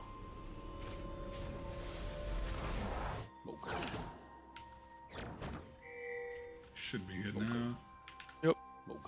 Minions have spawned. I can now see it on the stream. Alright, nothing really happening. There was a bit Syndra of a has... scare, but nothing ended up coming from it. Yep. Syndra is running the first strike and has minion dematerializers. Oh, Silas E glands on the Cinder, but in. nothing comes from it. Although it is too late for Cinder to back without losing significant amounts of minions.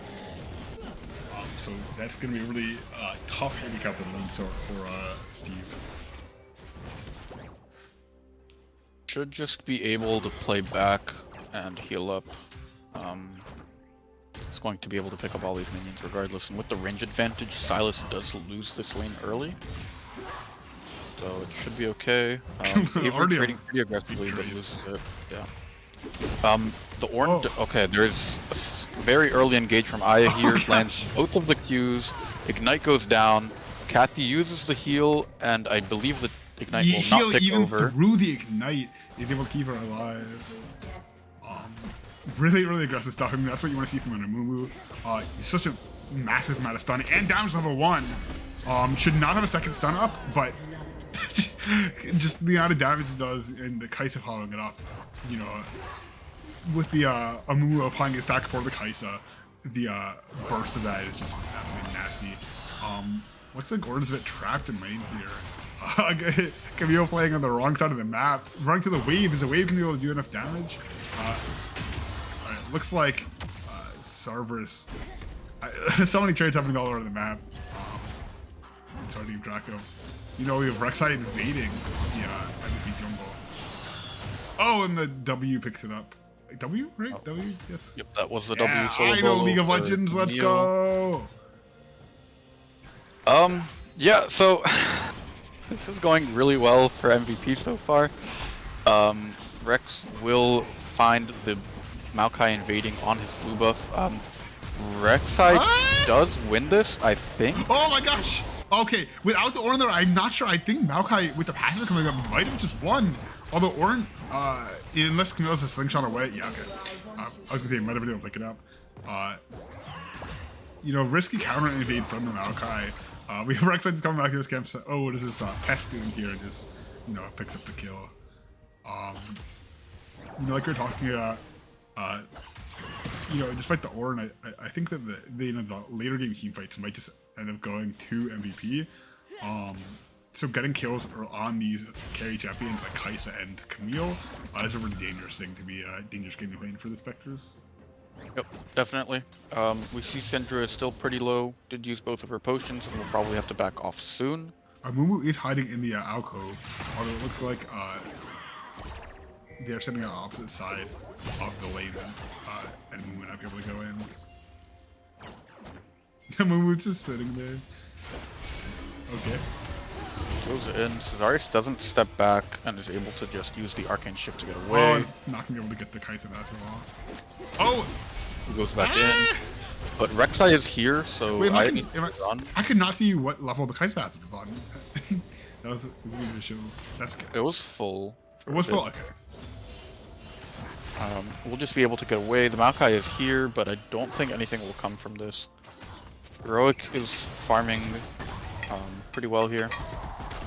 Avery will whiff the knockup, but with the brittle is able to get off a pretty decent trade there. Trades happening all around the map. The Silas will back before.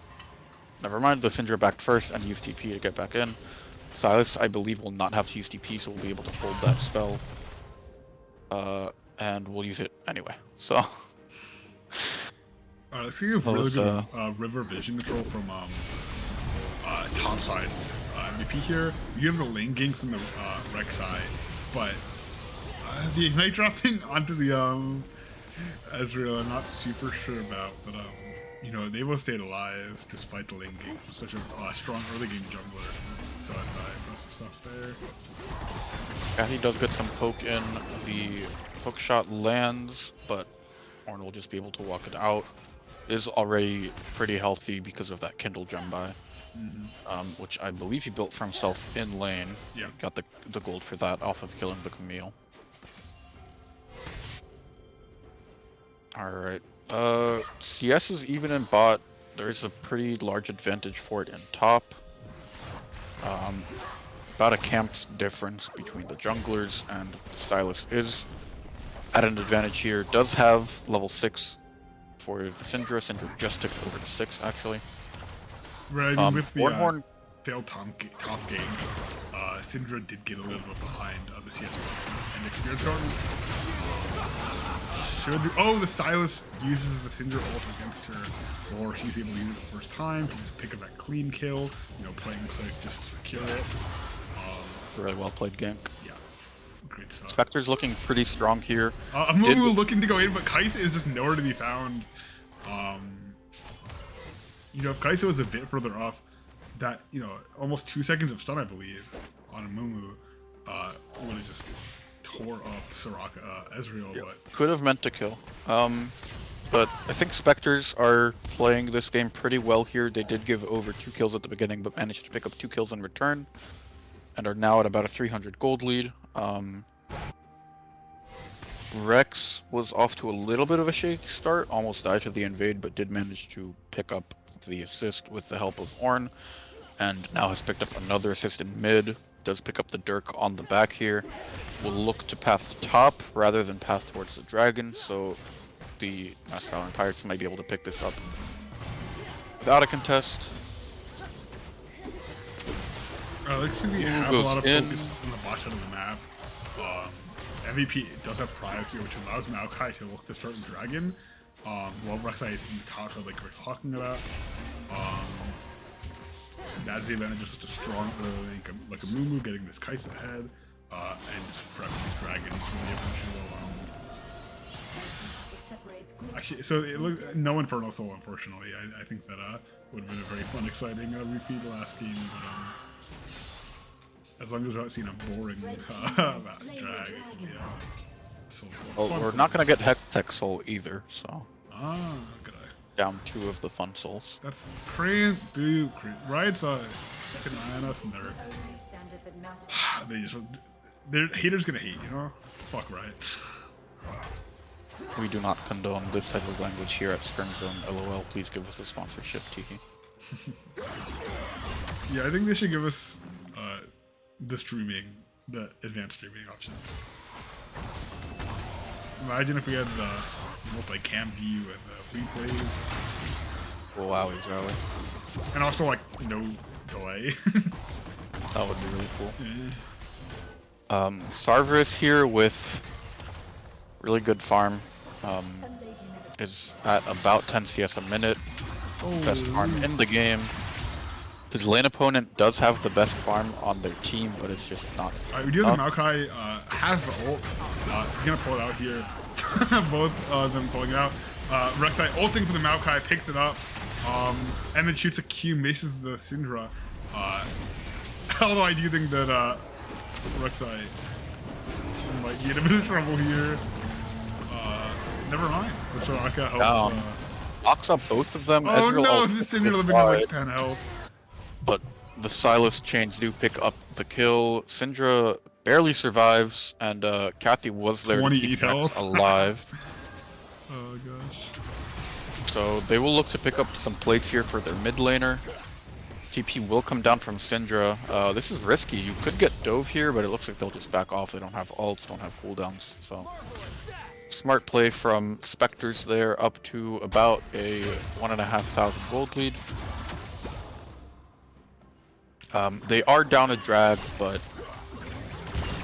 If Silas is able to get strong enough, it won't matter. Rex is coming for the repeat gank mid. The chains do connect, and the Syndra will just go down. Gosh golly gee, that Rek'Sai sure be do ganking the crazy how that works. I mean, that's the advantage of, you know, a champion like Rek'Sai, is able to get these constant ganks off with the tunnels. Oh my gosh!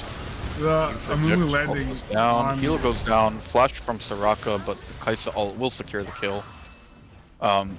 Just after the first turret in mid is picked up for Spectres, so that will increase their gold lead even though their support did go down. Looks like Ezreal is building towards a Triforce first here. I think that's an alright buy. It looks like the Maokai will be going for a bit of a hybrid build, so it won't be as tanky, especially with that phase rush. Ezreal Arcane shifts forward to try to cancel the back. They do know that Silas and Rek'Sai are down here though. So alright, and we do have Syndra and Maokai coming. You know, we do have a might try to significant turn health this. on everyone. Rek'Sai has backed, and Silas backs successfully without being engaged.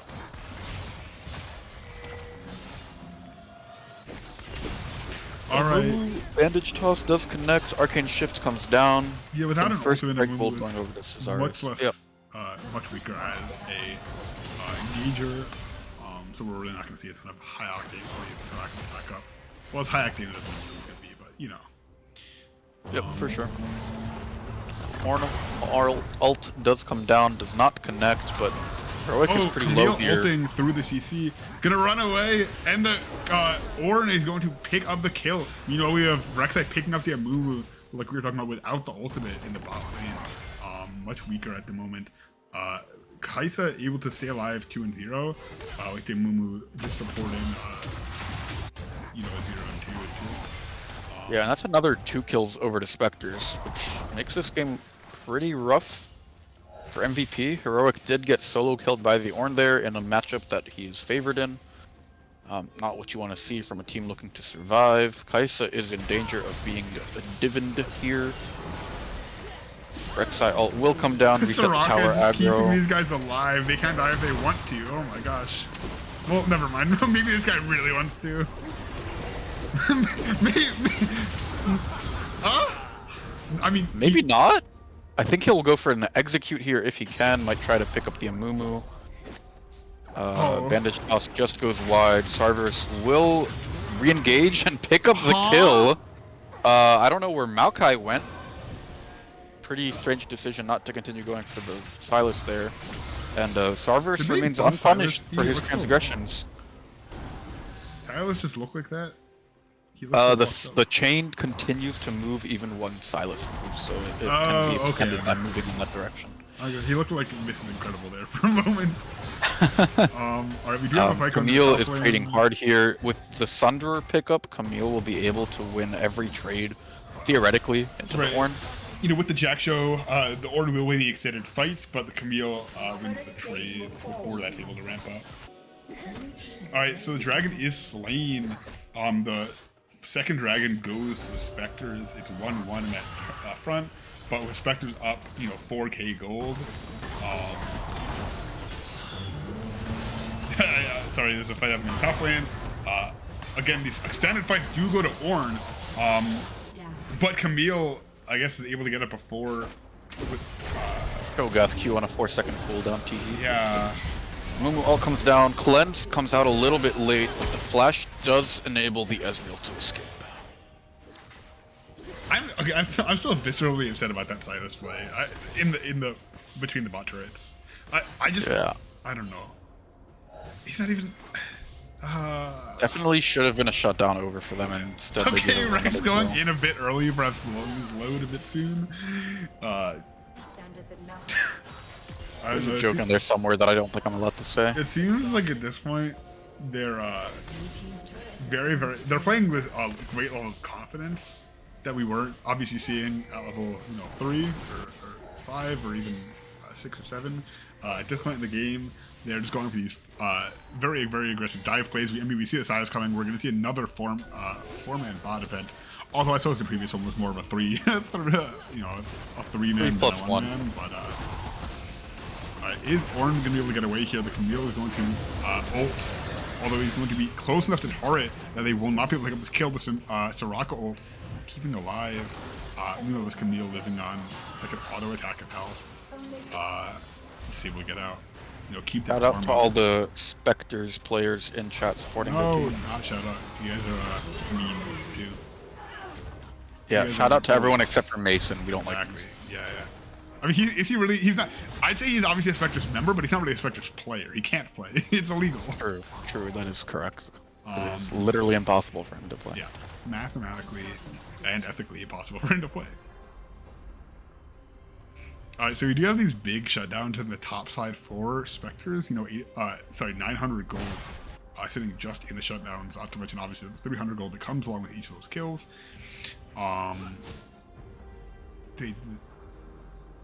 Wait, was it not just 900 gold? I said 900 Yes. gold. But now it's, It was a 500 gold shutdown and it ticked to 450 and then went back how up does this to work? 500. How does the bounty system work? It doesn't. Yeah, I mean, clearly, Mason, you're doing something to the team. That's why they're where they are right now, right? So all your deep spiritual guidance.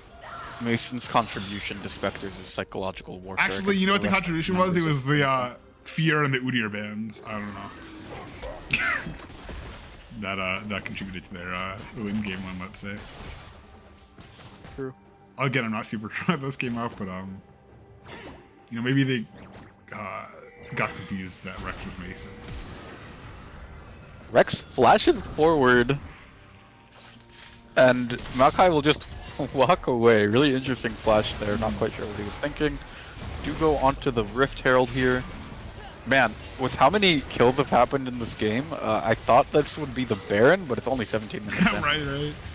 Oh, yeah, it looks like the Mason's morality is what's bringing his team really the edge. So, you know, morality diff is I suppose what can be said.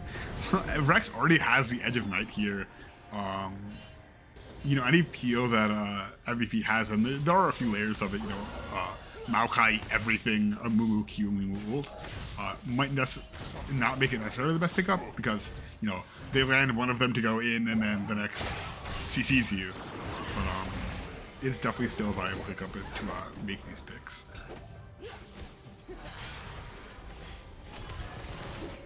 Yeah, third drag of the game will spawn, but before that it looks like I will just be taken out Poor Mumu.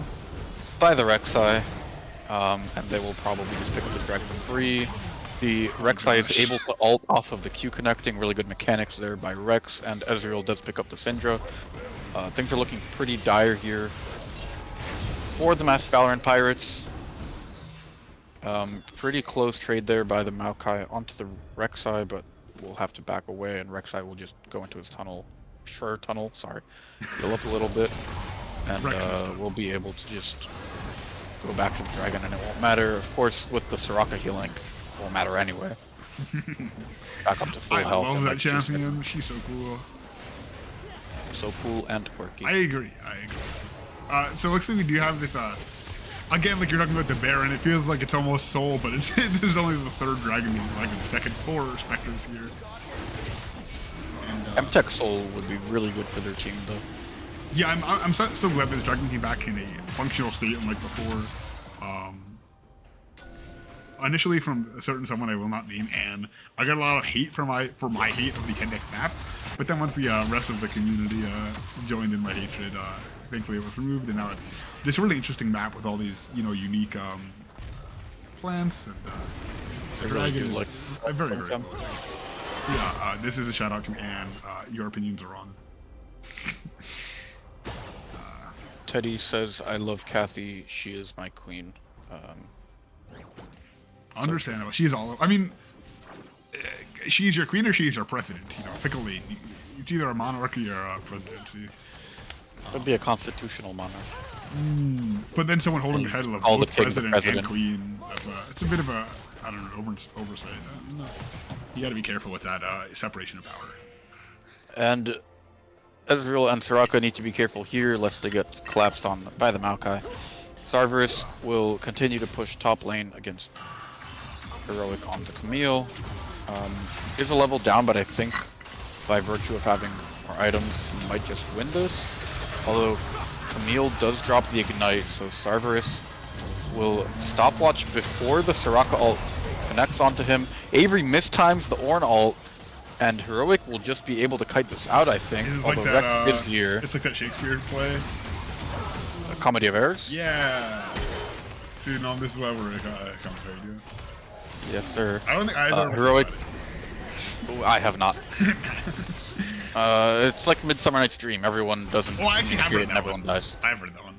I have also read that. Oh, let's go. See, no, we're like the same person. Wow. True.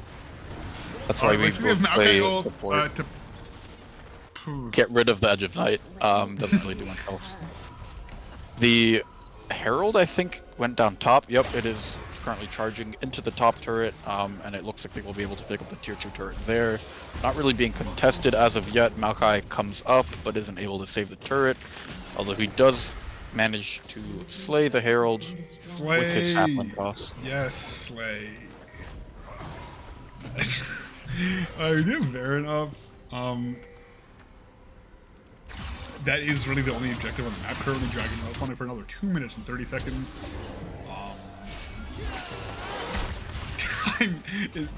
This is really doing not a ton of damage. All of this. But it will pick up the kill anyway. Okay, but the peel does finally get. Yeah, just 1,000 gold shut down onto the Camille. That is fairly scary. You know, if this Camille can get into a side lane or get onto the backline of the Spectres. Rek'Sai is currently building a GA. Soraka might just go down. Flash under the turret here, and the silence will be able to keep her alive. Amumu ult goes down, but does not manage to kill either of them. Soraka does get hit by the sapling, but will be able to just walk it off. Cerberus picks up the Maokai ult here for a little bit of disengage, but we'll just have to back away from the turret. Darius going in aggressively onto Heroic, gets hit by the Amumu bandage, but Amumu gets hit by like 4 things at once and dies. Looks like we have a bit of a team hate in Herman Lava in Twitch chat. That is so troll. LMAO, 1,000 gold gift, hating on his jungler Rex. It was pretty troll going in without Soraka all being up is Yeah, a little bit questionable, but I guess we're very unlikely to see Hanzava and Rex in a game together, so spew all the hate you want, King. I'm sure there's some combination. I think, again, the only illegal thing is Nathan playing, but I could I think that's correct. I don't know. Rex is here for a fun time, not a long time. I respect it. So one thing about the Amumu build, the Radiant Virtue, you know, the Amumu build can either be used as peel or as engage. Obviously, you know, when you're so behind, it's really not going to be used as much as engage. So I actually like the Radiant Virtue because when you're using it as peel, you know, if you're surrounded by your whole team, you can really get those AoE heals. Rex goes in, Rex, does have my the man. stopwatch, so gets the kill, but doesn't manage to use it in time. Does go down to the I mean, Maokai. I was talking earlier about how he was playing with a lot of confidence, but that seems to be turned up to 100. Now he's just going in for these 1-for-1 trades. I guess he does eventually, you know, fall off harder than he is now, so perhaps he's just trying to slow other people down while he still can, but Yeah, he's just feeding gold to the other team. Well, back to the Amumu buy, this might be a hot take, but I think Radiant Virtue is one of the best picks in the game right now. I Stopwatch from Cerberus manages to dodge the bandage toss, steals away the Amumu ult and picks up the kill onto the Syndra, flashes forward, Everfrost goes down, gets stunned up by the Amumu ult, but will continue to pick up kills here, as Camille just gets Silas healing. out healed, out CC'd, out everything, out DPS'd, and out survived as he dies. I mean, they can pick up the dragon here. They have. I think they can just look to end, to be honest. Let's Rex four dead, just only the farming, Kai'Sa. so... Rex seems to be on a different page than the rest of his team, not gonna lie. Rek'Sai is just picking up the dragon here, getting soul point, and they are just going to back off and let their minions take the inhibitor and assassinate stuff. Yep, we'll back up here, let Rex solo the dragon on the Rek'Sai. I'm never gonna get tired of saying that, I hope he plays this again, although I do think it's unlikely. Dragon goes down, and yeah, Mass Valoran Pirates don't really have much choice here but to play tower defense. Better place those dart monkeys, am I right? Ew, boomerang monkeys. Super Monkey. A boomer tank joke. I know Valoran, No. you play it, right? Yeah, someone's going last one. Oh. I love Bubba streaming. completely misspelled Sarver's name. That's kind of cringe as your teammate, dude. You gotta do better than that, Teddy. I love streaming this way because I get a spoiler whenever the game's in. Not that it happened. But I mean, I think this game might be a foregone conclusion with nearly a 10,000 gold difference. Sarver's still not died a single time. Despite really, really trying, it looks like, in certain times to get a death in the board. Game is not starting, but has probably run away from Master Valoran Pirates here. They need a miracle at this point to be able to bring this back. But if they could pick up a shutdown onto the Silas, then maybe they can somehow bring this back. It will be very long and hard. Just as the way I like it. Hell yeah, brother, hell yeah.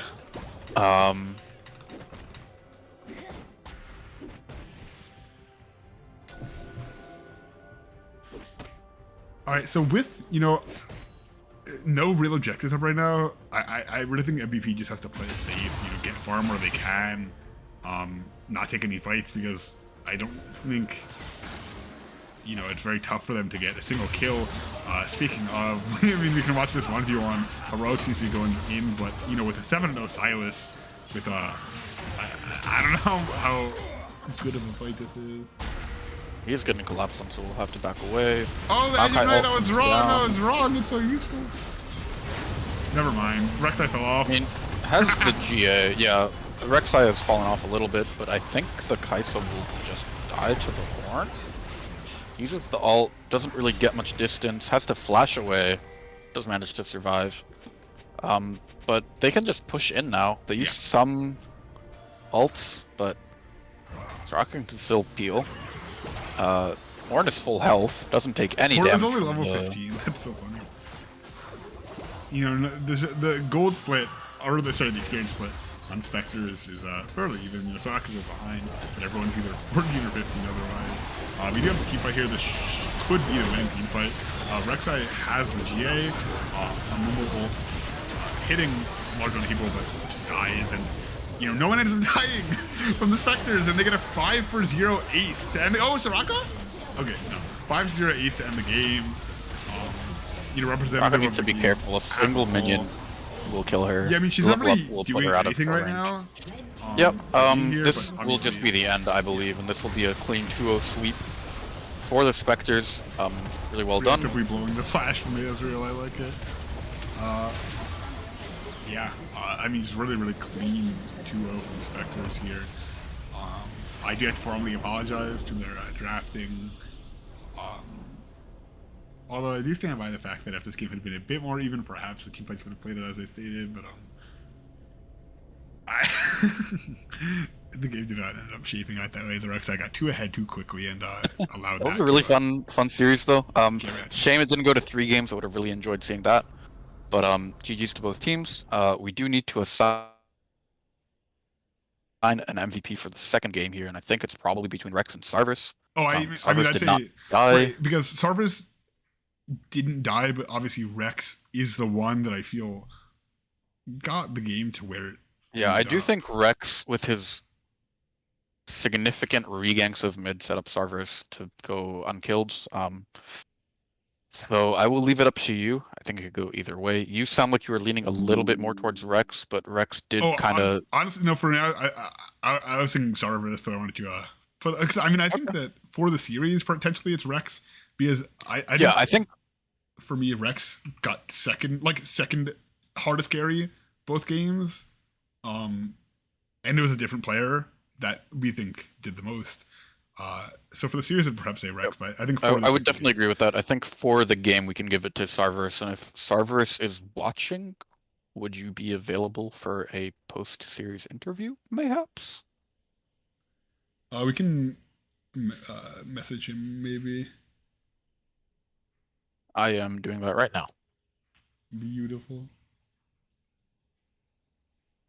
Alright, Sarverus is down, so I will drag him in. If I could see what I was trying to do, that would be awesome. There we go. Hello, welcome. Hello. Congrats and GG's. Thanks. Congratulations on the first you- streamed victory of the season. Hey, we had to go out and do it for you. Yeah, you have received the MVP for game 2. You and Oh, nice. Cesarius have picked up the first MVPs of the season so far. Nice. Yeah, couldn't have done it without the boy Rex in the jungle, though. He popped off both games for sure. Oh, absolutely. Yeah, for sure. We did have to acknowledge Rex did play incredibly well both games, but we feel like he was just slightly topped in both games by the two of you. You mean, how can you not Overall, commit I to that think bot he would play? get. That play between the turrets in the second game was a bit absurd, to be completely honest. Oh, between like the bot lane turrets? Yeah, Mhm. that was pretty nuts. I actually thought I was dead as fuck. We did as But- well. If you go back and watch the Yeah. cast. But I got a couple W's off. My W was maxed, so Mhm. I just kind of healed back up to over half, which was kind of insane. Right, you Yeah, used that lead that Definitely you insane. Managed to pick up, I believe it was only 1 kill, but the fact that you were between. No, it was 2. It was 2 I kills. think it was. Between two Oh, did I turrets. get two? Oh, I think you got the Amumu and the Syndra. yeah. I don't know. It's just like with the Rek'Sai that far ahead, bot's just really easy to dive, Right. and so it's just like, oh, we just all go bot, 4 people, and we just. I don't know. It's just like easy dives. I mean, I don't know. I really like the Sylas Syndra lane as well. It's just kind of like Syndra's not as strong early as she used to be. Right, So yeah. Sylas just kind of gets to do what he wants, and then he's just better on the map. Yeah, and with the level 1, invade shenanigans where she started level 1 at half health. Oh, really yeah, set yeah. the tone for the lane. where She you- really wanted that Raptor sword, and Oh I yeah. didn't really know for sure if anybody was like backing her up. I just went on her anyway, and then Right. she was half health starting out, so it was pretty rough early lane. Then you really took advantage of that to the max. I mean, the Rek'Sai got you ahead a few times, a few ganks mid. He was just ganking all over the map. What would you say, you guys, during your draft, what were you thinking before this game started? I mean, we knew that they'd probably target some of the picks that we did well on last game. Like you can see, like they went ahead and took out the Yi and the Swain. Right. That worked out pretty well for us. So we wanted a safe bot lane, so we just got that, Israel first pick. And Kathy's really comfortable on Soraka right after like they banned the Lulu from her, so it's just like we threw her on that because it's a really good lane for them. And then Rex saw the Maokai pick, and he was just like, "Oh, dude, I can play Rek'Sai and just outpace him early Well, game." his name So- matches, so he kind of had to pick it. True. So he got that, and then I mean, we saw the second round of bans, and I saw the Amumu and Maokai ults, and I was just like, oh damn, like this is a really good Sylas game. So I went ahead and locked it in. Right, and you already knew what lane you were playing into. Exactly. The, Yeah. Definitely worked out. the first pick in the mid was a bit interesting, and it allowed you to get some pretty comfortable matchups. Yeah, I mean, Syndra's a pretty good blind pick. She's pretty good Right. in like a lot of games. It's just like there's a lot of like the Rek'Sai Sylas diving on her is pretty hard for her to deal with if her I'm E's assuming down. it's probably also a hate pick against you because you're somewhat known for your Syndra in the server. Yeah, I don't know. I played a good bit of Syndra in the server for sure. When I giving think him a she few feels other pretty picks. good after the rework. Yeah, you're giving him a few other picks to be scared of now as well. Hey man. Yeah. Jacob, if you don't It's all have good. any more questions, I have one more, and then we can let Absolutely. you get back to your team to celebrate. With this pretty dominant victory, obviously I don't want to spoil what happened yesterday, but your team is looking really, really strong right now, and a lot of people are gunning for you. A lot of people think you might be the best team in the server, so I was wondering if you had any message to the rest of the teams Woo! now that you did start off your first series with the 2-0 victory. Yeah, I definitely think we're one of the stronger teams in the server for sure. We weren't even playing with our main roster today. I think we're definitely looking pretty scary, and teams are going to have to look out for us for sure. All right, awesome. Thank you for the interview. We'll let you get back to your team. Yeah, GG's. congratulations. Yeah. Thanks, guys. Thank you. All right, with that, I think we are about ready to end stream. Really good stuff from both teams. But I do want to give a quick shout out to Cesarius coming in, subbing for what are two of arguably the best ADCs in the server, and put on a very good performance. So props to him. And GG's to both teams as well from me. I think the games were very entertaining to watch. Yeah, hopefully you guys think so too. But I mean, I had a great time casting it, great time watching it. Really entertaining games, especially the second one, just an absolute fiesta. As soon as that Rek'Sai started ganking. But really, again, kudos to all players involved. It's great stuff. Yep, definitely. I think that's it for us for tonight.